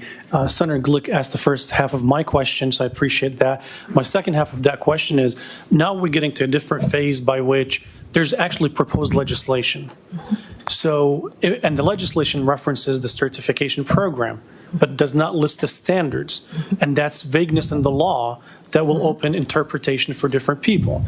And the average citizens are not going to sign an NDA to really try to understand what you're trying to do. So anytime there's vagueness or lack of clarity, it raises a cloud of questions about transparency. So I think I'm not going to ask you to take a position on the bill, but I'm going to ask you to take a position on whether or not, from a research perspective, if now your work is being codified in law, would you be supportive of including the standards so that the public know what the standards are? Absolutely. So that's a weakness in the bill that we need to fix. Is that, and again, I'm not asking you to take a position on the bill. Based on your academic integrity and your research, you think it's the best interest of the public that if we are adopting standards, that these standards have to be spelled out so that we know what we're codifying and what we're measuring against. Is that correct? I think if that is what the decision is that you all decide to make, I will work with you to make sure you have the information that you can make public to those who need to have that information as your constituents. Absolutely. I would like to I will talk when we vote on this bill about my amendments that did not get hearing today, but I do plan on introducing amendments on second reading, and I would like to receive those standards to have a debate with my colleagues that if we're codifying standards, let's be transparent about these standards. So I would humbly request that you send me these standards, and I would appreciate your support. I'll happily send them to you. And again, with the caveat that one of the things I've cautioned you against is the minute those go into the public domain, you will have a problem with people who will take them, not just in the state of Indiana. I care about Indiana because I live here. I care about dogs. I want the same outcomes everybody else does, which is the highest and the best standards for dogs. And I'm proud that the state wants to have the highest standards. And I just want to be careful that in doing what we do not arm other people, including people in other states, to do harm and to mislead and defraud members of the public. I sincerely appreciate that. I agree with you. But now this is a tipping point by which actual law with some penalties on the business community, and it impacts 21 communities that made decisions, that this law is going to overturn what their constituents have voted for. So I think it's got to a point that it's not a matter of a personal preference, but matter of legal protections for those who want to sue based on their will being overturned, or for those who are on the business community side who said, you know what, here are the standards. You can't sue me, or you can sue me, but I'm protected under these standards. So I would appreciate having that level of transparency. I urge all other states to be responsible and to pass laws to criminalize people who would misuse these standards. Thank you, Madam Chair. Thank you so much, Doctor, for being with us. And actually, I believe Sarah Simpson from Board of Animal Health has maybe stuck by us in case anybody had any questions. Is there anybody on the committee that has questions that related to what testimony was done for the Board of Animal Health? In regard to Board of Animal Health. Okay, Sarah, Senator Cadora does have a question, if you can make your way to the microphone. And I'll be very brief because... Please, yeah, we have to go into session at 1:30 and we need to vote. If we delay and don't vote, maybe we can just hear it next week. No, we're not going to hear it next week. It's going to be voted today. Thank you, Sarah. I talked to LSA about the fiscal. Yes. Can you talk to us about the fiscal? Because I work in finance. I'm not convinced with any reasonable measure, without doubt, casting any doubt on LSA, that the fiscal is correct. So can you please, transparently speak to us about the impact on your work if this bill passes? Yes, I'm happy to do that. Sure. Good afternoon. My name is Sarah Simpson. I'm the General Counsel for the Board of Animal Health. And to answer your question, I'm going to break it into a few different components, depending on the type of facilities that we're talking about. So as it relates to the animal care facilities and the rescues, I know there was prior testimony about the voluntary registry that we already have for those. We have 255 of those, 113 rescues, 32 public shelters, and 107 private shelters. So that this would transition that merely from a voluntary registry, which we have large participation in already, to a mandatory registration. No fee associated with that. We already have that that system in place. And so similar to our premises identification program for livestock. So really the policy purpose of that is to get a better sense of the number and that community for moving forward.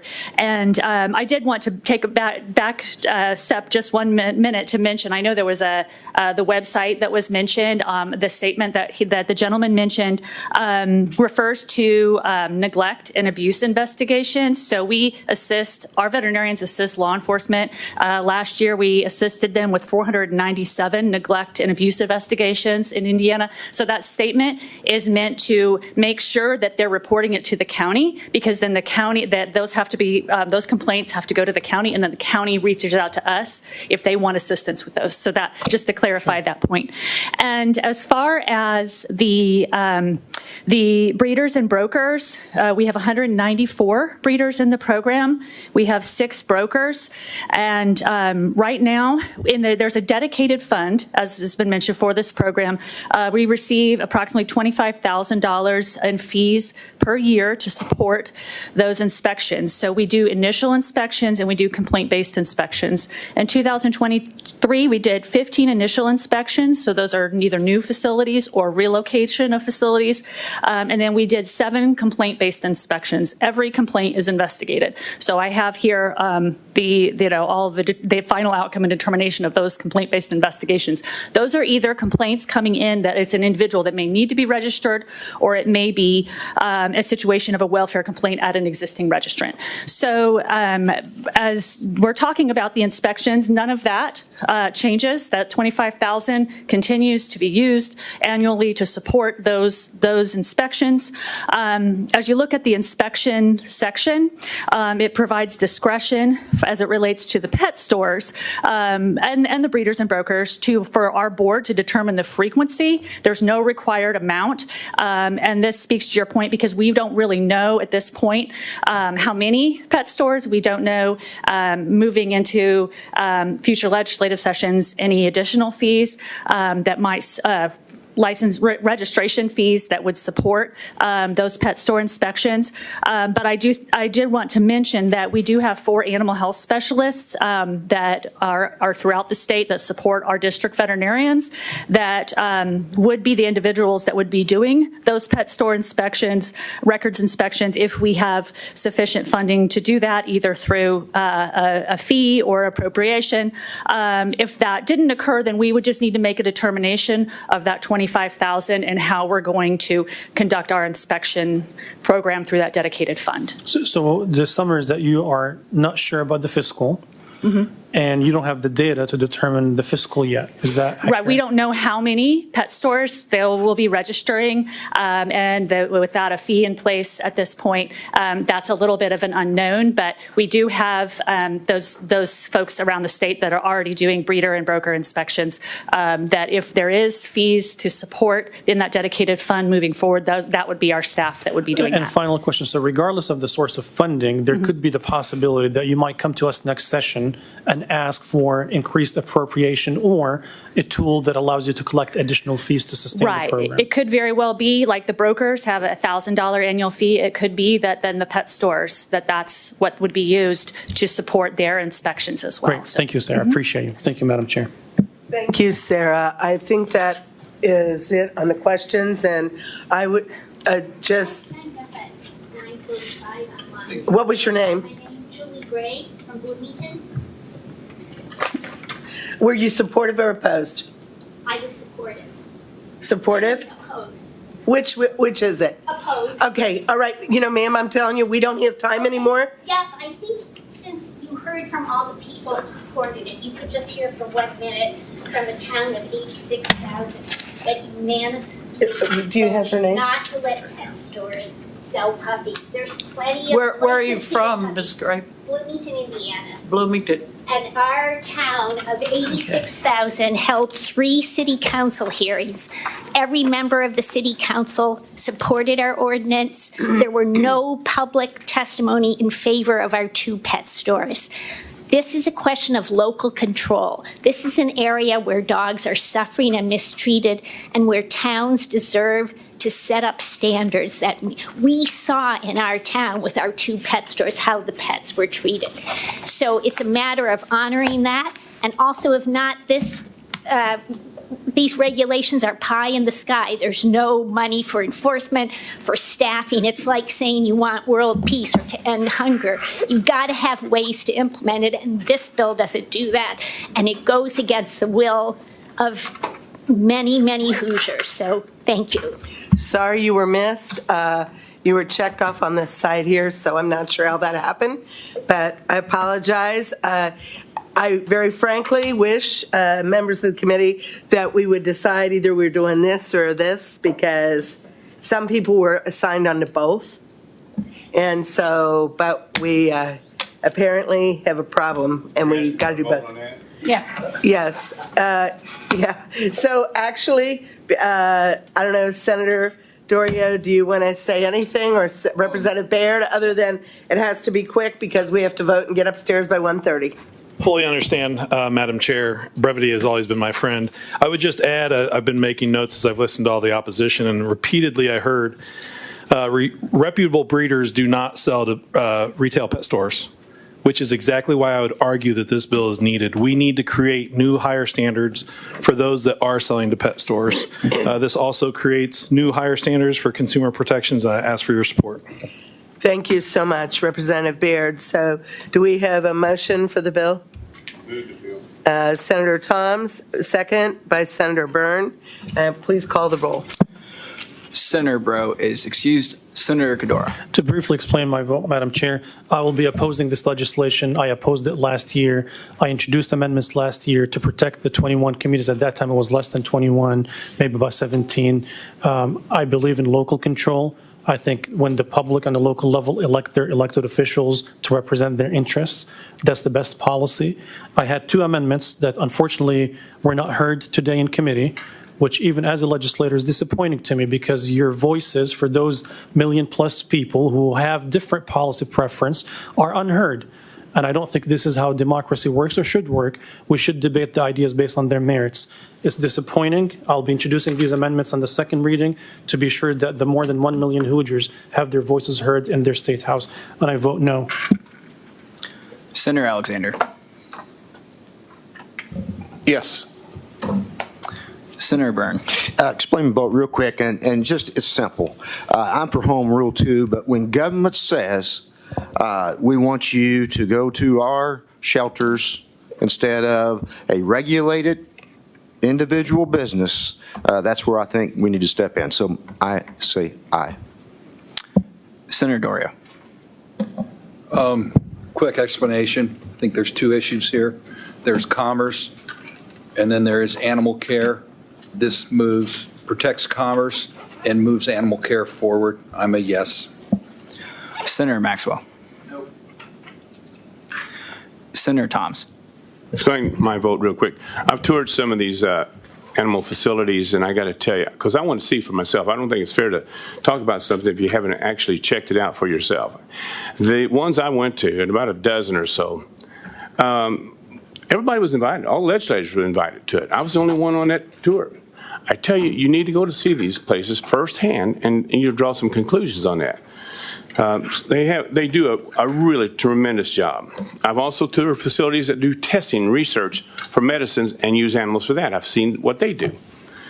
And one other thing I want to say is, if you see us using a phone, we're not buying tickets to Disney World. Yeah. I'm looking up information that was just said to keep me from having to ask a question that I can find quickly on here, confirm something, research, just like we read the handouts while people are speaking that was given to us. That's what we do up here. No one up here is playing with their phone. They're trying to get some information, and this device is very helpful in that respect. So just so you know, that's what that's about. I vote yes. Senator Glick. Just to explain my vote, I appreciate the concern of all the people who testified here. I think that we are imposing by this bill some additional standards and regulations on an industry that needs it and the reputable breeders and dog brokers are going to embrace this. The pet store people will embrace it, the reputable ones, and we hope the others will be driven out of business. For that reason, I'll vote yes to move the legislation. And Senator Lysing. Yes. House Bill 1412 passes with 6 yeas, 2 nays, and 1 excused vote. Thank you. Thank you, members of the committee. And we will be having a meeting next week, either Ag or Natural Resources or both. There are several bills coming over from the House.